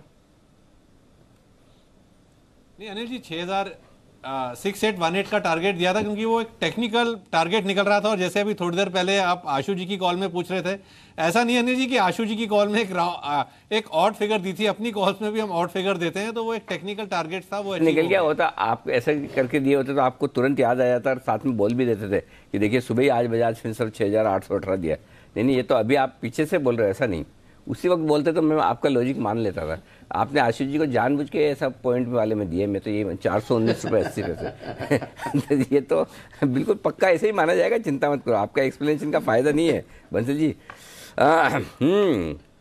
ओके, एक और स्टॉक है जिस पर मैं सोच रहा हूँ राय ले ली जाए, वो है रिलायंस पे ले लो। मतलब रिलायंस पे ले लीजिए, 1311 पे पहुंच, ये और तेज होता चला जा रहा है। और आप निफ्टी देखिए, और निफ्टी बैंक, निफ्टी अब बिल्कुल आउट परफॉर्म कर गया निफ्टी बैंक के कंपैरेटिवली, और रिलायंस इंडस्ट्रीज की वजह से 1310 के लेवल पर निफ्टी 1175 के जोन्स पे, बहुत स्ट्रॉन्ग मूव। एक बार कुनाल जी आप बताइए 1310 1311 के लेवल्स पे ये अब खरीदना चाहिए या फिर इसको अभी भी अवॉइड करेंगे? नहीं, मैं अवॉइड नहीं करूंगा रजत, मैं पहले भी खरीदारी की राय ही दे रहा था और मेरे हिसाब से एक ब्रेकआउट 1304 रुपए के ऊपर अभी अभी आता हुआ दिख रहा है, तो मैं जिनके पास पोजीशन है उनको तो बने रहने की राय दूंगा, साथ में बाय करने की भी राय है। पैटर्न भी बहुत दमदार बना है रिलायंस में और इसका जो इम्पैक्ट है वो निफ्टी पर आपको देखने को मिल रहा है। 11,175 का लेवल आ गया है, तो मुझे लगता है कि बिल्कुल रिलायंस खरीद करके चलें। स्टॉप लॉस 1295 पर रखें, 1235 का टारगेट 1295 पे स्टॉप लॉस रखें और 1335 तक के टारगेट रिलायंस इंडस्ट्रीज पे देखने को मिल सकते हैं। तेजी और बढ़ सकती है, दिन के उच्चतम स्तर पे पहुंचा और मार्केट्स पे दिन के उच्चतम स्तर पे ट्रेड कर रहा है। कैश में एक स्टॉक है Kansai Nerolac, in fact Asian paints और कंसाई नेरोलैक दोनों ही स्टॉक्स में आज के सत्र में तेजी, और कंसाई नेरोलैक दिन के उच्चतम स्तर पे स्ट्रॉन्ग मूव और एकदम से सडन स्पाइक है स्टॉक में। एक बार कुनाल जी इस पे भी बता दीजिए, अगर किसी के पास ट्रेड हो तो कैरी कर ले आज, या फिर यहीं पर ही प्रॉफिट बुक करना होगा कंसाई नेरोलैक? होल्ड करना चाहिए रजत, मुझे लगता है ब्रेकआउट 465 के ऊपर आया है, 500 रुपए तक का मोमेंटम तो डेफिनेटली बनता हुआ दिख रहा है। और जैसा आपने कहा सारे पेंट स्टॉक्स तेज हैं, कंसाई नेरोलैक होल्ड करें, 460 रुपए पर स्टॉप लॉस रखें, 500 का टारगेट। सुप्रीम इंडस्ट्रीज एक और कैश मार्केट में, यहाँ पर भी अच्छी कमाई हो रही है 6% के आसपास की और दिन के उच्चतम स्तर के करीब की क्लोजिंग है। सुप्रीम इंडस्ट्रीज आमतौर पर चर्चा कम होती है, लेकिन आज ठीक है, वॉल्यूम्स भी दिखाई दिए बताइए राकेश जी, क्या करना चाहिए सुप्रीम इंडस्ट्रीज 1152 के लेवल पे? देखिए रजत, एक बेहतरीन टेक्निकल रुझान है और आज का प्राइस वॉल्यूम एक्शन काफी स्ट्रांग है। इनफैक्ट अगर आप देखें तो पिछले 5-7 दिन का मैक्सिमम वॉल्यूम यहाँ देखने को मिल रहा है और यहाँ पर 1090 नीचे में एक अच्छा बेस है। टेक्निकली रजत एक अच्छे बाइंग मोड पर है, खरीदारी की राय है। 1225 के टारगेट के लिए 1090 का एक स्टॉप लॉस लगाना चाहिए। और साथ ही साथ NBCC, एक बार सचिन जी आप देख के बताएं, ये स्टॉक खरीदने लायक है अभी या फिर अवॉइड करेंगे? आज फिर से सरकारी खेमा जो है वो एक्टिव हुआ है। देखिए स्ट्रक्चर तो इतना खास नहीं है इनफैक्ट, बट एक चीज़ अच्छी है कि स्टॉक ने जिस तरीके से 51 लेवल्स के आसपास एक सपोर्ट बनाया था, वापस एक अच्छी बाउंस बैक यहाँ पर नज़र आ रही है। 62 के आसपास बड़ा हर्डल है। आई थिंक जब तक स्टॉक क्लोजिंग बेसिस पे ये लेवल को निगोशिएट नहीं करता, आई थिंक तब तक मेजर पोजीशन नहीं बनानी चाहिए, ट्रेडिंग में ही रखनी चाहिए। अगर किसी की लॉन्ग पोजीशन है तो 56 का स्टॉप लॉस जरूर मेंटेन करना चाहिए। अरविंद चढ़ गया आज, पिछले सत्र में जो गिरावट हुई थी आज अब्जॉर्ब कर ली और 4% के आसपास की तेजी अरविंद में देखने को मिल रही है। यहाँ पर भी 88 के लेवल इस समय देखने को मिल रहे हैं, तो लोअर लेवल से खरीदारी देखने को मिल रही है स्टॉक पे। चलिए फिलहाल 87-88 के जोन्स पे है ये स्टॉक। एक बार कुणाल जी देख के बताएं चार्ट स्ट्रक्चर, अवॉइड करें या फिर ले सकते हैं रिस्क और खरीद के जा सकते हैं? मुझे लगता है अवॉइड करना चाहिए रजत। हालांकि देखिए कुछ आज पुल बैक देखने को मिल रहा है, लेकिन ओवरऑल ट्रेंड बहुत ही कमजोर है, तो मुझे नहीं लगता अरविंद को इन स्तरों पर लेना चाहिए। एक बार 90 के ऊपर निकल जाएगा, क्लोज देगा तो जरूर इसके बारे में विचार करेंगे, लेकिन इन स्तरों पर मुझे लगता है अवॉइड करें बेहतर। चलिए अवॉइड कर लें, वो बेहतर होगा, लेकिन अवॉइड मार्केट की तेजी को आप कर नहीं सकते क्योंकि दिन के हाईएस्ट पॉइंट पर जाकर बंद हो रहा है निफ्टी 11,179। ये है वो लेवल 11,180 का जो अभी निफ्टी ने बनाया, आज के हाई पॉइंट पर जाकर बंद हो रहा है। 400 अंकों का बड़ा उछाल यहाँ पर हो रहा है। मजा आ रहा है, मतलब ये तो ऐसा हो गया ना, बाजार सबके मजे ले रहा है। जिस इवेंट से लोगों को डर लगता है कि सामने चुनाव है, सर्जिकल स्ट्राइक हुई है, उन्हीं पे बढ़ता है। सर्जिकल स्ट्राइक के दिन जो बाजार खुला वो नीचे, उसके बाद वापस वो लेवल ही नहीं आया। सोचिए, तो जिन चीज़ों से डर लगता है, आशु जी ऐसा क्यों हो रहा है? जिससे डर लगता है उसी इवेंट पर बढ़ रहा है। अनिल जी बिल्कुल, जो ये ट्रेडिंग है ना, जो शॉर्ट टर्म ट्रेडिंग है जिसकी लाइफ एक्सपायरी टू एक्सपायरी रहती है सर, ये टेक्निकल ओवरबॉट ओवरसोल्ड पे चलती है, जिस डेटा को आप बहुत अच्छे से एनालाइज करते हैं। तो मैंने आपको थर्सडे से भी क्या कहा सर कि वो एक्सपायरी और सर्जिकल वो एयर स्ट्राइक सबका माल खाली हो गया सर। इतनी लो एक्सपायरी और इतनी लो रोल ओवर मैंने तो कई अपने 2-4 साल में नहीं देखी है, तो कोई लेके जाने को तैयार ही नहीं था। और ऐसे में सर स्मार्ट मनी क्या करेगी? स्मार्ट मनी वही करेगी जो रिवर्स करना चाहिए जब किसी के पास माल नहीं है। मैंने सुबह के शो में भी यही बोला था कि जो स्मार्ट मनी एफआईज की जो बाइंग देख रहे हैं वो स्मार्ट मनी है और वो इस पूरी वेव को राइड करेगी जो कि 11,250 तक की मुझे लगती है, जिसकी वजह से हमने भी सारे बुल स्प्रेड बनाए। तो ये सर जो डर है ना, जो डर से जब माल कट जाता है बिल्कुल expiry to expiry. Having said that Anil ji, जब ये सारी शॉर्ट पोजीशंस खत्म हो जाएंगी, वो डर से पोजीशन कट जाएगी, फिर वो सब नया दिन आएगा और नई चीज होगी, जिसके लिए हमने बियर स्प्रेड भी बनाया जीरो कॉस्ट पे कि अगर तुक्का लग गया तो लग गया, नहीं तो कोई पैसा नहीं जाएगा। तो ये बहुत इंटरेस्टिंग ट्रेडिंग होने वाली है सर अगले 2 महीनों में, जब जिसमें वीकली एक्सपायरी और मंथली एक्सपायरी की मल्टीपल ऑप्शंस बना सकते हैं। चलिए बहुत बढ़िया, तो इस पूरी ट्रेडिंग को आप एंजॉय करेंगे अगले 2 महीने।